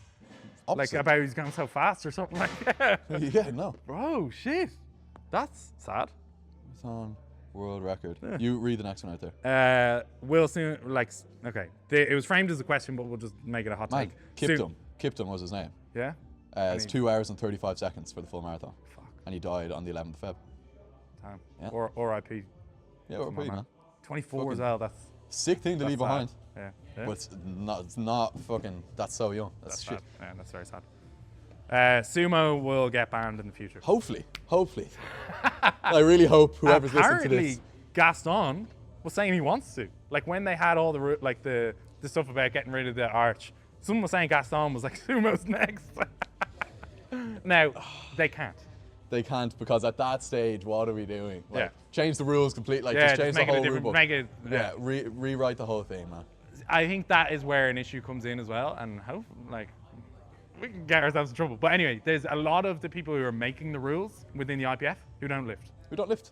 And like, say there's a committee of like 12 people. Someone told me there's like 2 of them who lift. What? Yeah.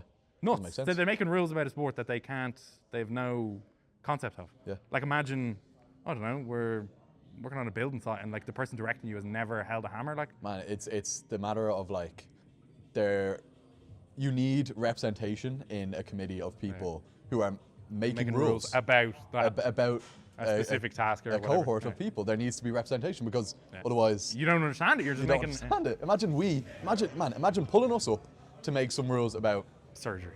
golf. Man, Fucking no idea. Like, this looks right. That's what they're doing. That's what actually is the equivalent of. They pull us up to an 18 hole and they're like, right, go for it. And we're like, okay, well, if you swing like that, it looks a little bit weird. That looks unfair, because that golf club is really heavy. So. Man, I don't like those shoes. So anyone who has them cleats, you're gone. No. And the headband? No. Cut that out. That's affecting your swing. I was going to make a joke that the people without the headbands, that's not fair. That's not fair. I was going to make a joke that would have got us cancelled. So let's move on. So yeah, I don't think Sumo will get outlawed. And if it does, that's where USAPL, may become the biggest fed. Yeah. This, again, crazy statements coming out from people, but I suppose we asked for hot takes. So 95% of lifters, tested or not, aren't natty. So obviously the numbers, that's a crazy number. Yeah. It's not 95%. Like, statistically, that is just a ridiculous statement. 95%, there's nothing that 95% of people are. If you had said 95% of the winners, maybe, or the world champs, of lifters, bro, what? Like, hardly. Yeah, that's crazy. But okay, I guess the sentiment is a large percentage of lifters are fake natties. Fake natties? Yeah. I don't know. Yeah. Again, like we covered this one kind of at length. We don't know. You can't say. You're throwing around accusations. Difficult when you don't have proof. Someone in my weight class was cheating, and I ended up getting a medal retrospectively because they were taking drugs in a tested federation. There's other people who are literally like sponsored by companies that distribute like steroids openly, and they're like champions, and there's, I don't know, like not getting looked into. That's, to me, a little bit crazy. It happens, yeah. Top levels of sport, there is drugs. Yeah. I would say almost 100% that there are fake natties in the IPF. I don't know who they are. You? Yeah, definitely. Bro, if I looked like this and I was fake natty, fucking hell, somebody's... Yeah, I'm getting bad gear. Yeah. I would say there is definitely some. You just have to hope that they get caught out, like with the testing, but what can you do? Like, you can whinge all day, but if they're still in the testing pool and they're still competing, it is what it is. You just have to get as strong as possible, run your own race, focus on yourself, find different ways to make the sport fulfilling and engaging for you. Yeah, like there is fake natties. Surprise. Like, yeah, like they're gonna be there, but say 95% of people, no way. No. Right. Most programs are useless. You can get the same results with a basic program. So there's another question that I'll probably tie in. It was in the texted questions. Where is it? So I'll just bring it in now. Yeah. Nutrition plays a more significant role in performance than the program. Oh. Interesting. So. And then also, can we add in the individualization? Yeah. Add that individualization in programming is overrated and mainly used as a marketing strategy. Most people need the same general things. So there's a lot here talking about the program, basically. Yeah. I like the last question. If you can read that out again. Okay. Individualization in programming is overrated and mainly used as a marketing strategy. Most people need the same general things. I like the end bit. So do I. That most people need the same general things, because it depends how far you want to go in that spectrum. yes, most people need the same general things because we're doing squat, bench, deadlift. So in regardless of the program, you're going to be doing squat, bench, deadlift. You're going to be doing some form of rep scheme. You might be doing 3 sets of something, 4 sets of something, 5 sets of something. The reps are probably going to be somewhere between 1 and 8. And then your accessory work could be anywhere between fucking 5 and 20. Like they're the same general things. You're trying to make smart stress management decisions Yeah. with the programming. Yeah. I will also add then that individualization does have potential to just be a buzzword, Yeah. a marketing buzzword, marketing, where sounds, the coach isn't actually doing much Yeah. in the way of individualization, but they're saying it because, oh, well, I'm doing it for you, kind of thing. And true individualization might look a little bit different to what some people think. Yeah. So this is interesting because I would say, again, like the philosophy of your like programming is probably more in line with individualization than mine would be, but that's not to say that like there's not individual. Yeah, so I'm trying to. So I don't think it's overrated. Yeah. I think it can be a buzzword, a marketing buzzword. Yeah. And I think people do need the same general things. Yeah. Right. Those are both true. So there's a lot in this question. Yeah. But we are of course going to tailor the program based on how the person responds, and you do that as well. So yeah, that's what I was going to say. The individualization comes in the way I think about it. Firstly, in terms of like the personal logistics of the person. They work a job on whatever days, they can get to the gym on whatever days. That's going to be different from one person to another. So if you can't train on Tuesdays, but I give out a program where you always train on Tuesday, then that's not very individualized. So that would be a factor of individualization, I would say. Preference. I've found myself more often kind of with accessory work now, giving people more of a choice. So like whatever bicep curl of choice that you want to do, whatever your preference is. If I give you a dumbbell curl, but you really love a cable curl where you're upside down and you're doing whatever, and you just feel a great engagement, I don't give a shit. Like I'm not going to stop you doing that. Like go do the one that feels best for you. So given like individualization in that sense. Preference, but that's just psychology on a broader scale. Yeah. Just like how people respond, how people talk about different things that you put in their program, how people... Like I hate high bar. Yeah. So, pretty simple. Yeah, but that's preference, full stop. Yeah. You might have something where when you give someone 8s, they behave in a certain way, or they always overshoot or something. So you give them 7.5s. Like those, they're really small things. Yeah. Or you change the order of some exercises, or you change what days they do different things because they associate that day with something else. Yeah. And then you could go too far on the other end of the spectrum where you're, for whatever reason, you just completely change the block every 4 weeks because you should, to make it like new and novel, and you're like changing absolutely everything. Or there's two people who are kind of pretty much a similar demographic, they have similar lifestyles, similar like obligations, and you give them two totally different programs with entirely different like variables and all that kind of stuff. Unnecessary, I would say. Like there's going to be large core elements that are applicable across the board, and then the individualization will come in from personal logistics, preference. Just you somewhat find that people respond to different things better than others. Even in that sense, I would hear people talk about that when I was younger and think that some people just only do 3s and they're like, they just get so strong doing 3s, and someone else like does 8. It's not really like that either. There's way more similarities than there are differences between people. Yeah. Like there's a reason to do something or try something else. Yeah. So that's that. I would say, most people kind of do need the same general things. Nutrition matters more than the program.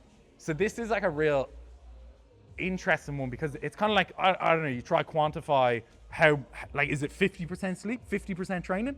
I think like looking at that is kind of the wrong way to even think about it, because they're on separate scales. It's not like 50 and 50. It's like they both, if they're both 100, you're probably going to see great progress. If one is 100 and one is 50, then it's taken away. Or both are 50, then you're missing something somewhere. Like you're missing training sets, but your nutrition is really on point.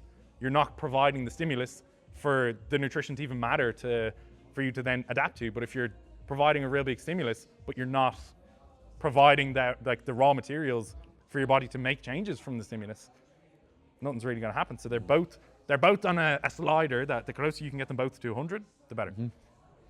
I would say. So one is not more important than the other. They're both equally as important, And I think the issue comes, the reason people make statements like that, I think, is because the nutrition gets overlooked.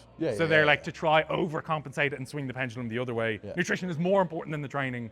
Maybe that's because the training is already like subconscious for you because you do it so well that you need to make the nutrition in like your perception more important than the training, so that you then bring them up to equivalent levels of effort.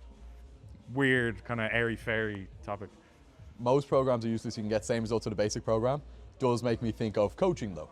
Is like, can you get the same results with a basic program without a coach? I don't think so. I think the coach matters the most. The program isn't the most important. Could you give someone a really elaborate, optimal program and no coaching? Or give them just a template Bare program, bones, but you coach them through a template? Them through it. I think that's the powers in the coaching is the magic. I agree. Yeah, and then being able to communicate the intent behind why we do certain things is probably the most important thing. That's like that's where the money is. Like, two people's programs could look the exact same, and I have them, like I coach them very differently, and then two could look very differently, and I coach them very similarly. So it is the coaching that matters more. You could get great results from a basic program, you could get none. Yeah, true. Maxing out every week is okay? No. Yeah. Is training in a commercial gym? Well, bring it back. Is okay. What is okay? Like, if it's okay if you don't want to make progress, like, Do I hate you? No. Yeah. Like, will you make the best gains you can? No. But like, it's okay if you just want to be average. Like. Yeah. Will it be sore to go up and down the stairs? Probably. Yeah. You know. There you go. Is training in a commercial gym detrimental to powerlifting progress? We kind of talked about this. Yeah, I covered this. Nah, not really. But as you get really strong, maybe. Walking 15,000 plus steps a day helps to squat and deadlift more weight. No. Yeah, I'm gonna have to probably maybe disagree on that one. I'd say no.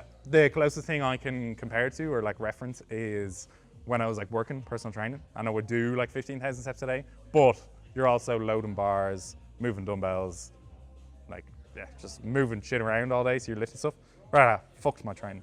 That was really bad. I had like quite a period of time where training was just not fun. It was really hard to eat then because you're burning so many calories. Like I had like maintaining at 5,000 calories was tough. On the flip side, training seems to go quite well when you minimize those things. Minimize your other activities and you eat loads of food. So you just have more energy to devote to the training itself. Like maybe long term, there's a part of this making me think, you know, just engaging in general healthy, health maintaining or health promoting behaviors is a good idea. Yeah. Is 15,000 steps plus required for that? I don't think so. Yeah, I don't think so. Yeah, I would say not moving is probably a bad idea. Yeah, if you're getting somewhere in the realm of like 8,000 steps plus, probably good. If you're moving around, if you're moving your body and you're not sat down all day, that's probably a good idea. Next. Whoa. Knee sleeves shouldn't be allowed if elbow sleeves aren't. They add anywhere from 10 to 20 kilos through, or he said thorough, elastic rebound, unlike a belt, which actively adds nothing but lets you use your own muscles better. They don't prevent injuries and just add weight for weight's sake. Why? Bro loves his elbow sleeves. It's raging. Well, I've never worn elbow sleeves, so I can't. Do you think elbow sleeves would add to your bench? Probably. 5 keys? Yeah. 7 keys? Yeah. 10 keys? No. Yeah. Because no matter what, when you take it out, it's still gonna go like this. I think they'd add a little bit. Yeah. Yeah. I would say maybe 5 for me. Would you, if the IPF said, yeah, you're allowed to wear elbow sleeves, would you be happy? Obviously, you'd wear them. Yeah, if other people were wearing them, I would, just so I wasn't losing out on some sort of benefit. Would you be happy, or are you happy with them? I don't really care. Yeah, I don't think about them. I think. What if we make like, what other joints do we have? Like neck sleeves, like fucking. But it's the joints going through like deep flexion. Your ankles, your hips. Ankle then sleeves. You're just wearing a suit. But that begs the question, because I think there was another one that maybe it's not in here. That was like knee sleeves aren't raw. Like why are they a thing? I think that's kind of the general premise of this. But like, are knee sleeves cheating? If it's raw powerlifting, should there be no sleeves? I just don't want to squat without sleeves. Yeah. I think they're not that big a deal. I think they do add weight. I would not be able to squat my 1 max without sleeves. How much do you think you'd lose without sleeves? A lot. I think Personally, a lot. I think I would lose like 60 kilos. Maybe less. 50, I was afraid to say that, but like honestly, I think 50, 60 kilos. I would be very afraid I It would feels not. like shit. My squat feels very different when I don't wear sleeves. I would not be confident squatting 260 without sleeves. No, man. I'd be terrified. Yeah. Going to my head, I probably could do it.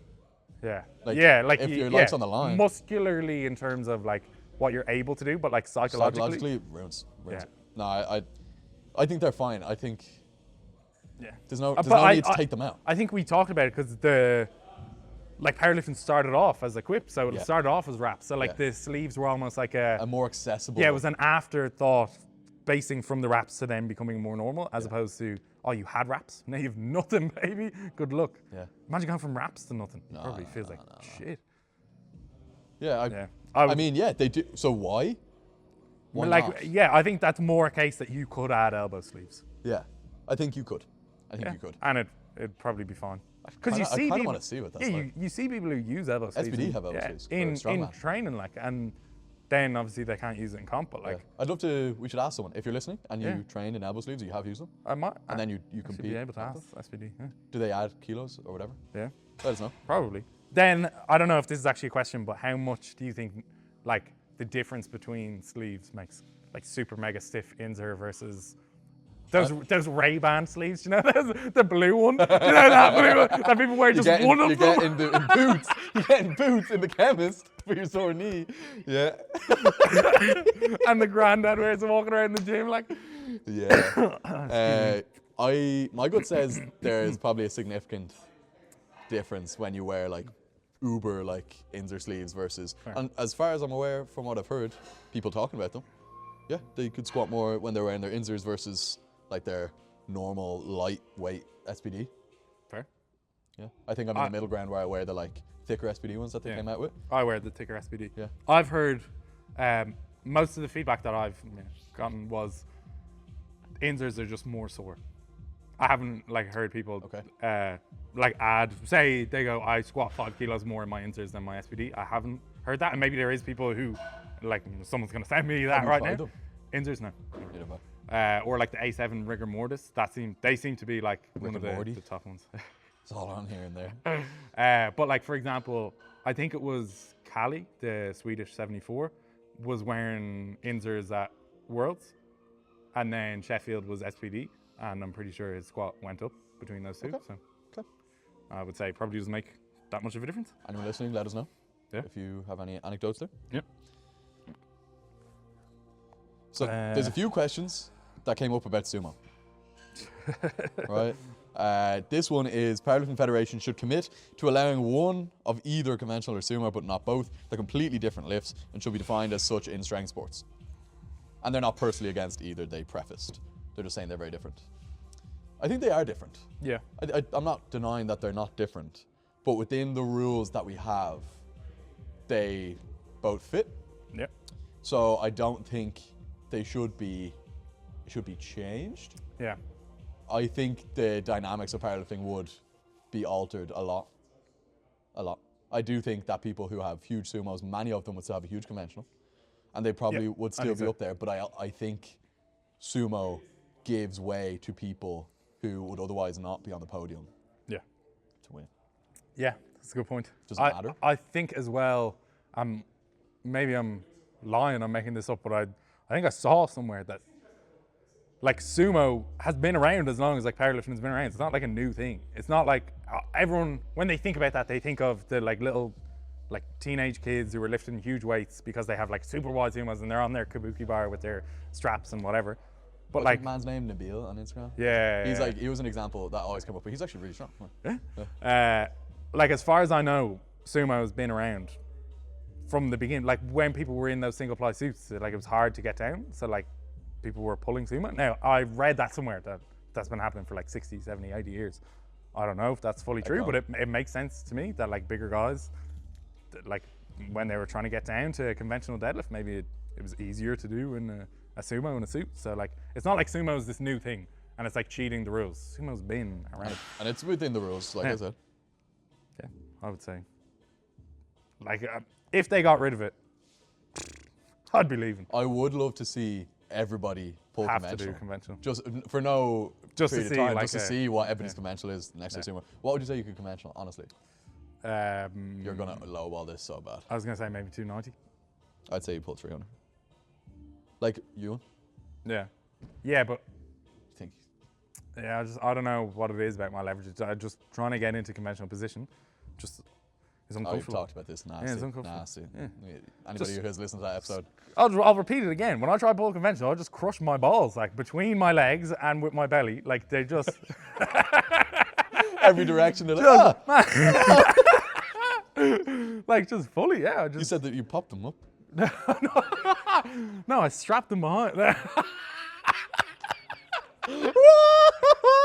What do they do? The drag queens, they tape them, don't they? Oh, it sounds like you know. I don't fucking know. Wow. Ah, yes, sir. Yeah, so I Okay. taped them. Now, in fairness, though, saying that, there's people who are obviously bigger than me who pull conventional. So, like, I could.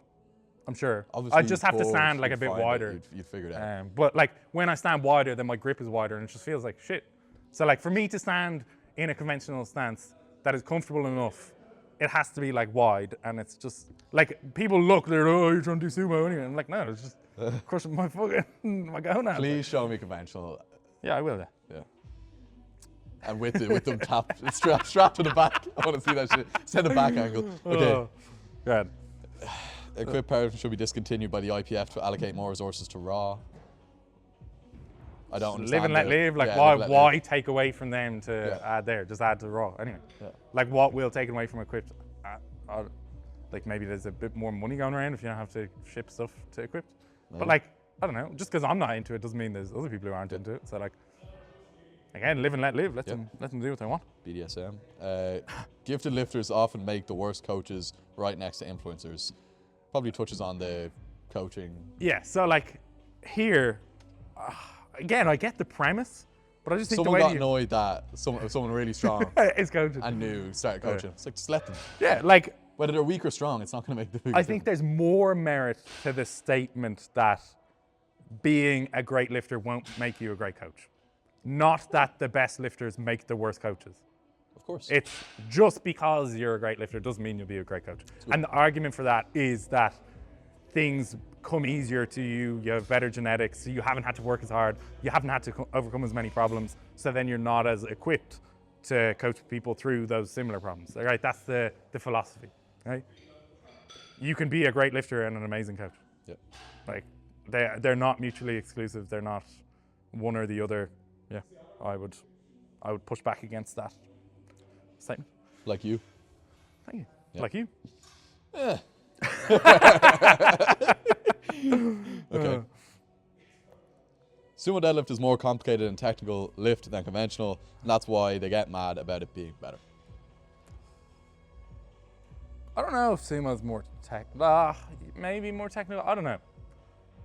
I think people overthink sumo quite a bit, I think so as well. and maybe just people who are not built for sumo are trying to like That's when it bang- gets complicated. yeah, bang their when head in you're the trying door to and- fit it's yeah, square into a peg, circle hole. yeah. So, yeah, like I've definitely gone through. If you had asked me this when I was starting out, like there was a 2-year period where I just could not wrap my head around sumo, but I was making it more complicated than it was. And I think this is perpetuated by the 101 different videos on how you pull slack and the 101 different videos on how you wedge into the bar. I think people overthink pulling the slack and wedging into oblivion.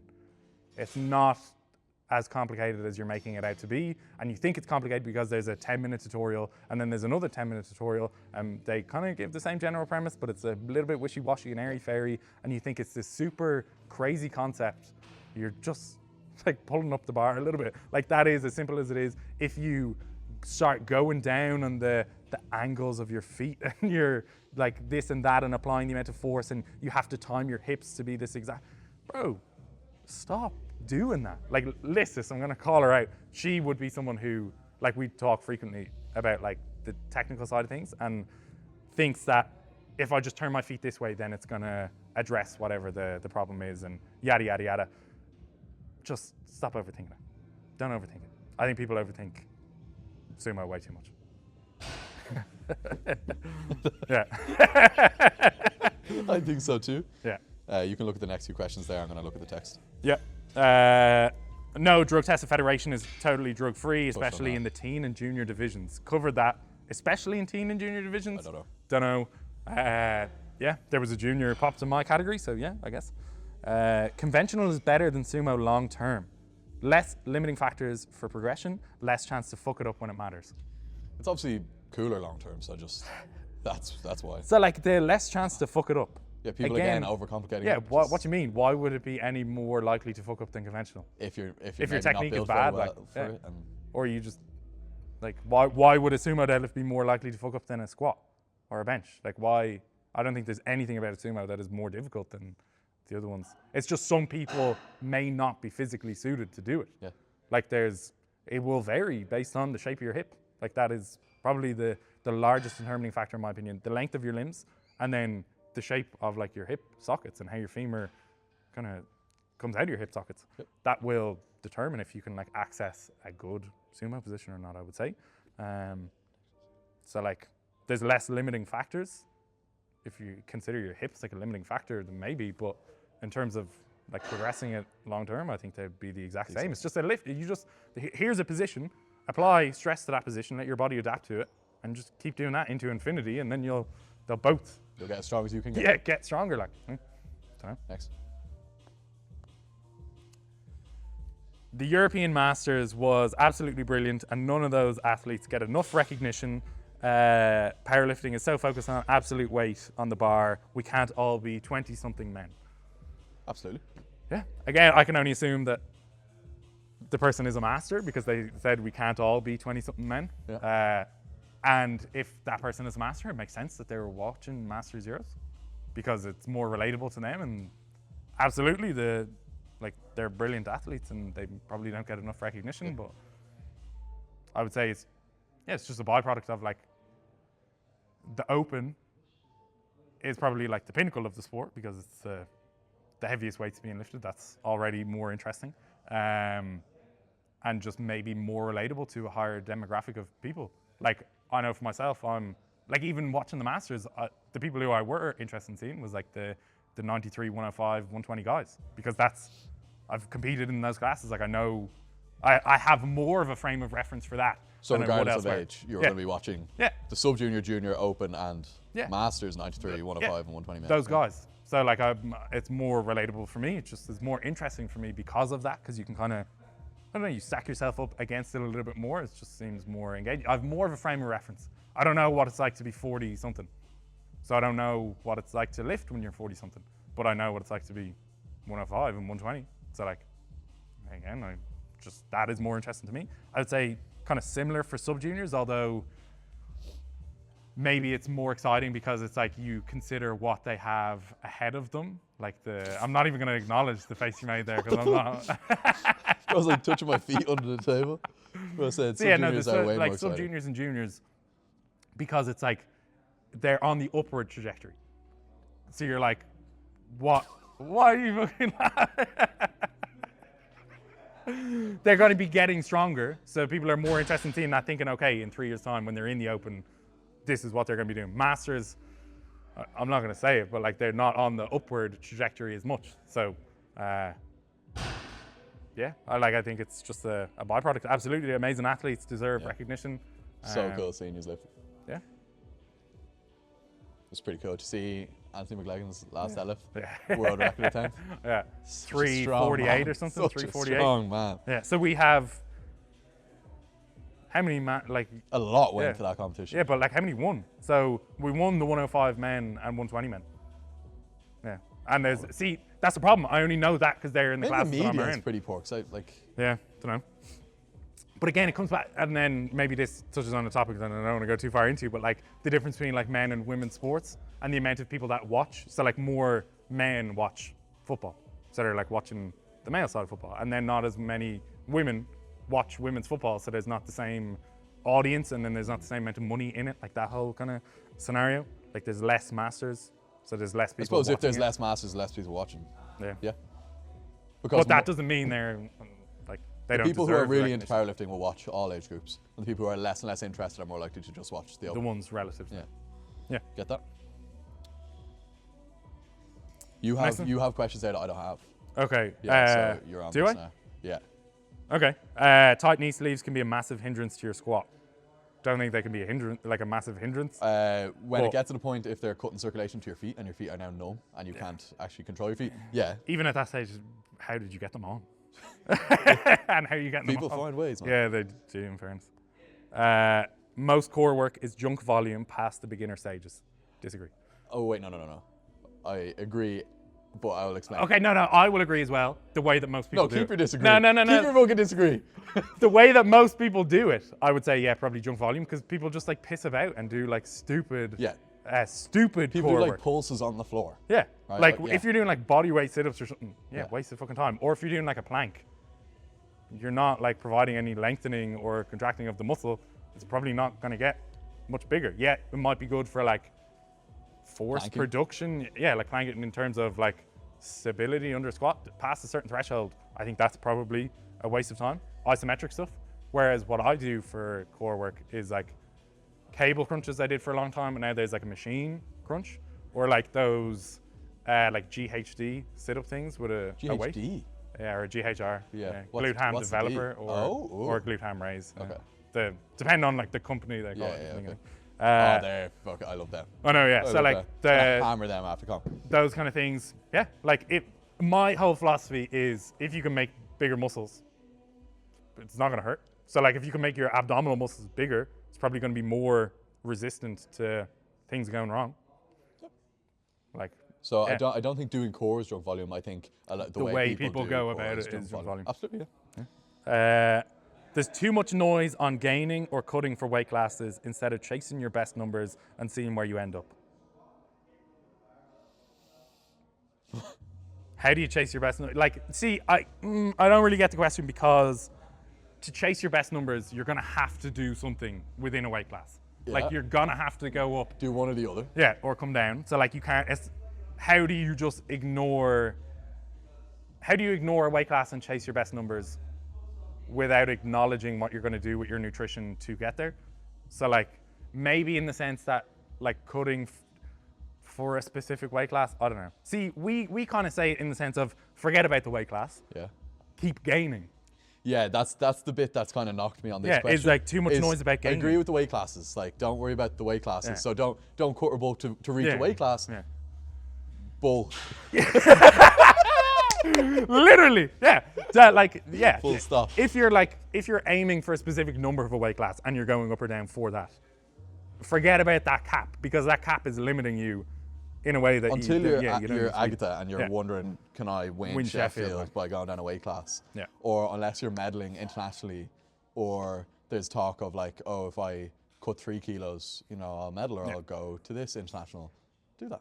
But 98% of lifters just try to put on as much muscle as possible. Yeah, just keep bulking. Yeah. So that threw me as well. The too much noise on gaining. Gain. Just gain. Yeah. Just worry about gaining and you'll be okay.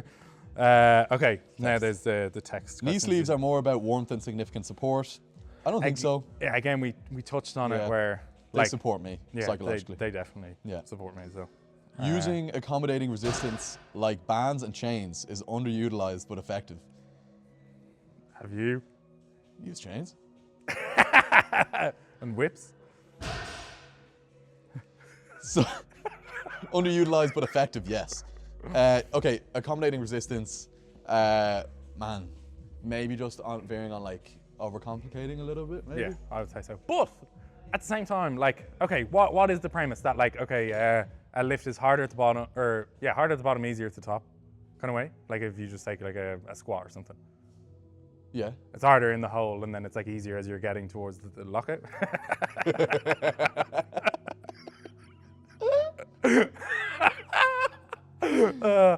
It's hard in the hole and it's easy at lockout. Okay. So you add more tension at the lockout to like make it harder. So you're spending more time in the difficult portion of the lift. Maybe then getting more stimulus to get stronger. Like the premise, maybe like, okay. But if the lockout is easy, it's always going to be easy. You don't need to make it any for the squat. Like. Yeah. So I think it's maybe on deadlift if you wanted to like test your grip or something. Yeah. If you really wanted to make it super tough on your grip. But I think by doing the thing, you're going to get better at I was going to say, like, we don't use bands and chains in competition. So like if you just get better at the competition. Yeah, at the resistance curve of the comp lift, you'll be better. Considering the resistance curve is more applicable in hypertrophy focused training, because I will consider how a hypertrophy aimed exercise that I'm doing is like, and I will add maybe accommodating resistance if, you know, I could see the utility there if, say, we have a pendulum squat and after you get like halfway through, the resistance just, it's like it cuts to like 10%, whatever way it's angled. So I'll add a band to make it harder all the way up so that I'm pushing all the way up. Curls, you know, I don't like a lot of curls where it's only really difficult at lockout.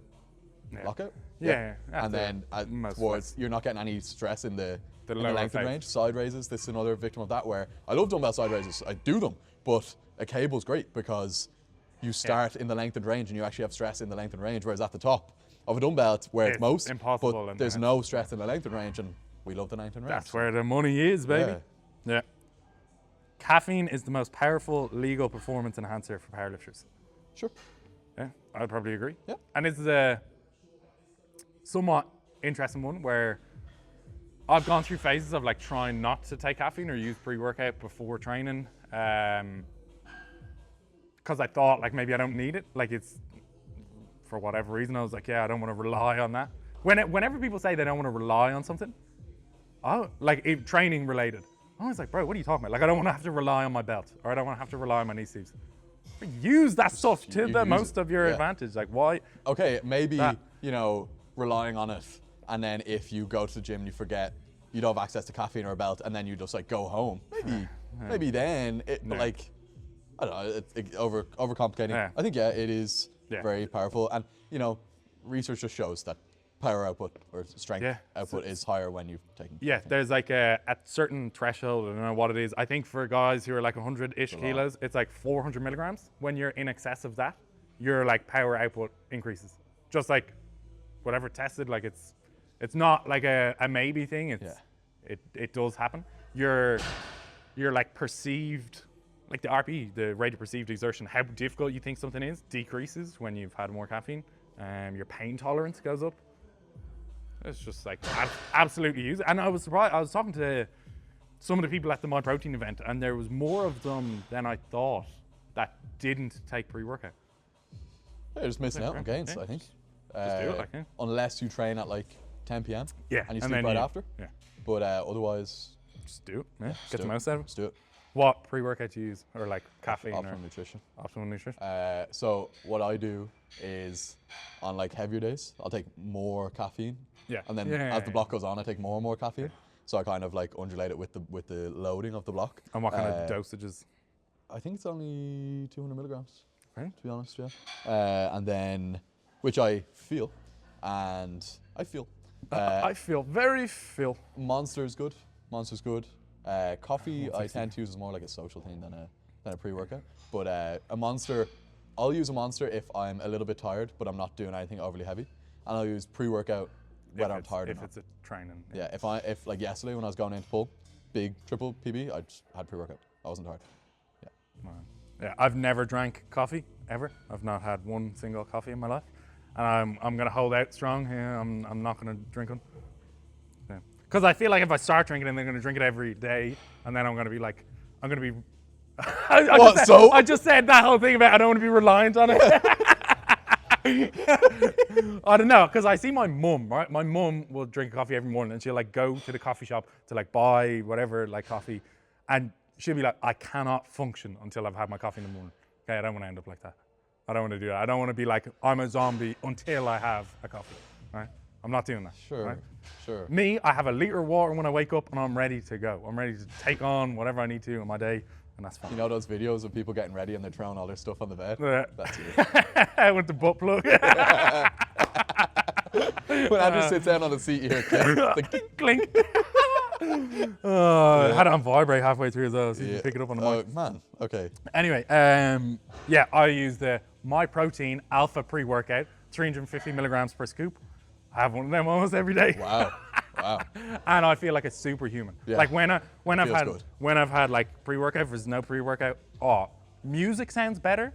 Everything is just better when you've had it. Yeah. Here, okay, My Protein. Can I ask you about this? Genuine. So I get a link and a code with my protein, right? So Link and a code. I'm not sure if I'm supposed to talk about it, but fuck it anyway, full transparency. The link, I'm pretty sure, is how they connect like commissions to me. Okay. So I get like a certain percentage of commissions if people go through the link and order. The code, I think they changed the way they do the codes in Ireland. So I think you get like 1 cent off if you use my code. Like you get 1 cent off your order. This is pretty bad. Like why don't they get more? Anyway, intermittently they make the code work more. Oh. So you'll get like 20 or 30% off. But I don't know how often that is. They've only emailed me once to say that will happen. How the hell do you get, like, it's so impractical for people to use the link. Because the link is just in my bio. How the hell? People will actually go, if they see your store, they'll just go to like Google. They just they order off the MyProtein site. Yeah. Like if you need to order creatine, what do I need to do to instill in you to go to my profile, to click into my bio, to click through the link, and then order something? There has to be incentive. So the code giving percent off. But the code gives 1 cent off, man. What the fuck? No, but when it. Okay. Yeah. So I'd say that's where your commissions come in. Okay. So that gives you motivation when they have a push for product or push for sales, that you push because that's and then the time. tell people to go to, or if it's just linked in the story, and then I link through it. So anyway, if you guys are listening and you're really do my boy a favor, giving individuals, do you know what I was thinking? If you were able to just like pin the link to your like browser, and then you just go through that instead of having to go to my profile and go through the link. That's so, why do they do that? MyProtein, that's silly, okay? Maybe it's because they don't want to pay out commissions. They know that. So anyway, if you're really giving and caring and loving people and you want to support me, you can go through the link. Right, next. There's 2 at the bottom of the text. Heels are overrated. Most people squat better in flats. My personal preference is flats over heels, and I was in heels for years because I thought I needed to be for like my ankle mobility, and then when I moved to flats it was way more stable and I thought the mechanics of my squat improved quite a bit. I think a lot of people who are in heels, I would like to see them in flats just to see how it differs, but like if heels feel good for you, fucking go ahead. I have no problem. Yeah, I don't think it's pretty circumstantial. It's pretty down to the person. So and then whatever they feel is better for themselves. It's like, maybe heels used to be overrated. I feel like people used to always just buy heels no matter what. Like me, I was a 16-year-old kid and I thought you just buy heels because that's what you do. That's how you squat. Now I think it's 50-50. Yeah. So it's not overrated to me. I just think it's like, try heels if you like them, use them. People should stop thinking about their scaps when training. Man, Yeah, fair. Yeah. So like this, I would say relative to the bench press has made like content about this where stop thinking about your scaps. Stop trying to pin your shoulders back and down as hard as you can. Just like forget they're there. Like the mechanic of doing that where you like then are kind of that thoracic extension that kind of comes along with the retraction and depression. I think the magic is in that thoracic extension minus the jamming your scaps back. So if you can achieve that thoracic extension with loose, and this is going to bridge on to something else, but with like loose scaps, they like your scaps are going to fall into that like position that they should be if you just do the thoracic extension, minus any funkiness that comes along with really trying to like force your back muscles together. So like trying to isometrically contract your back as hard as you can. I don't think that's going to help your bench.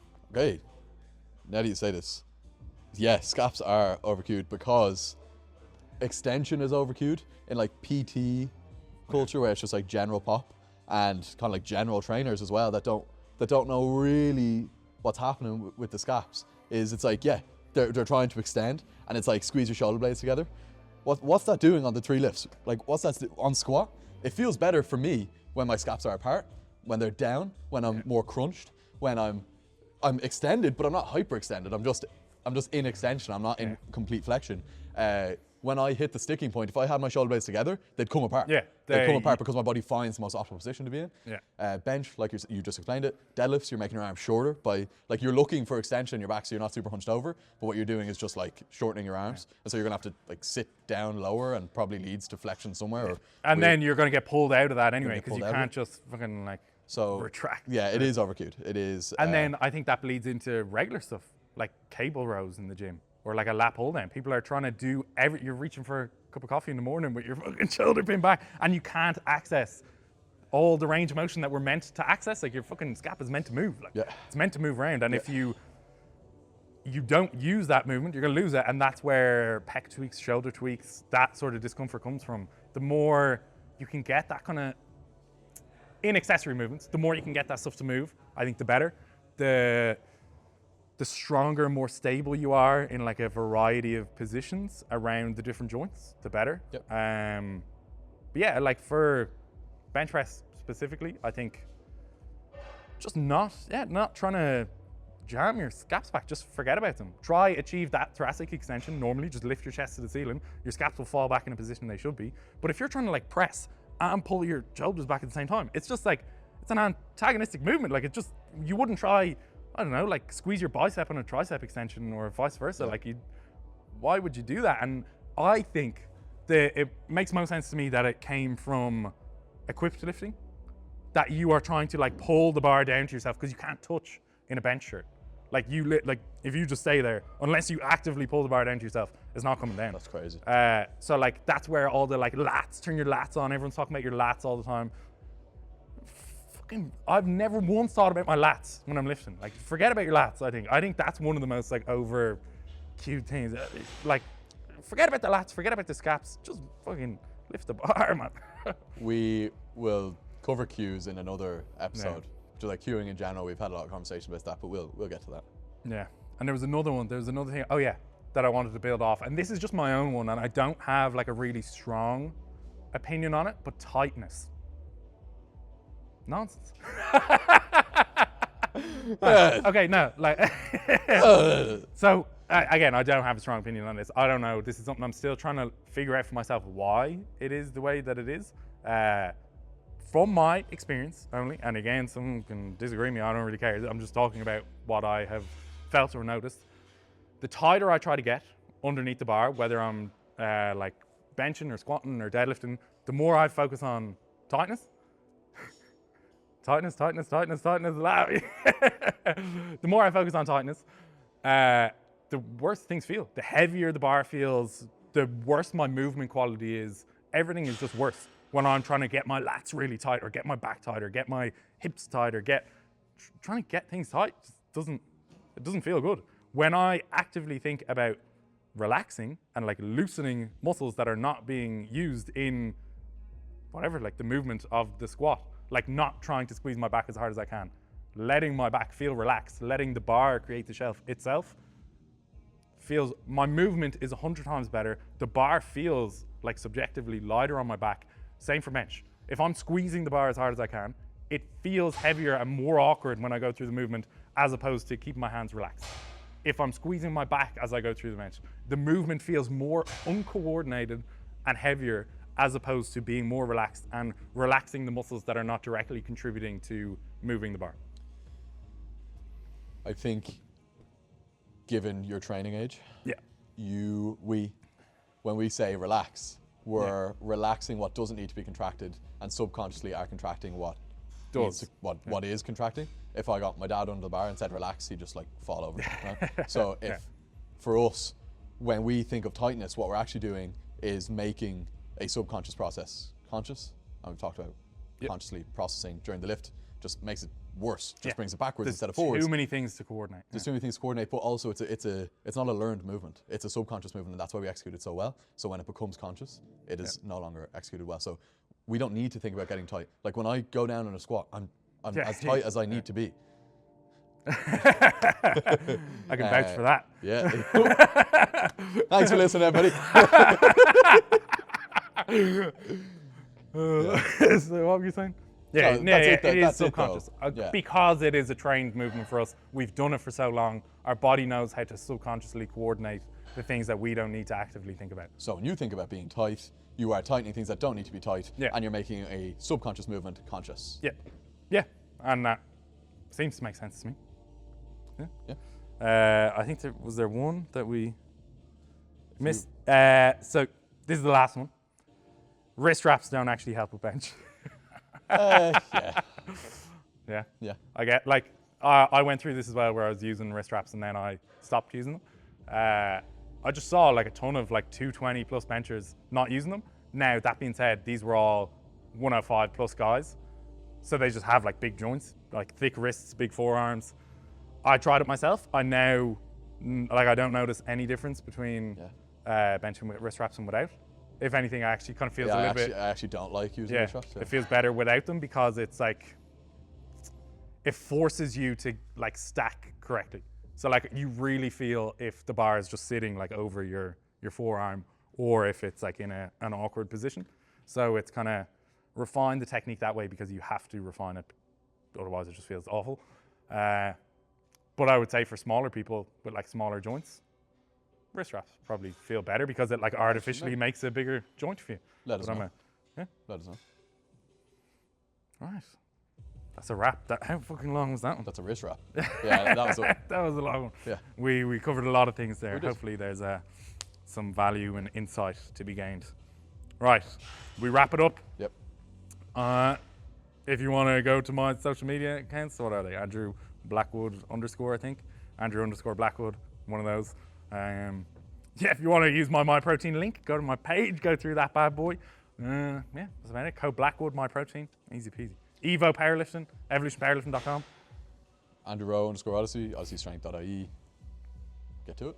Yeah. Thanks for listening. Thank you very much. See you in the next one.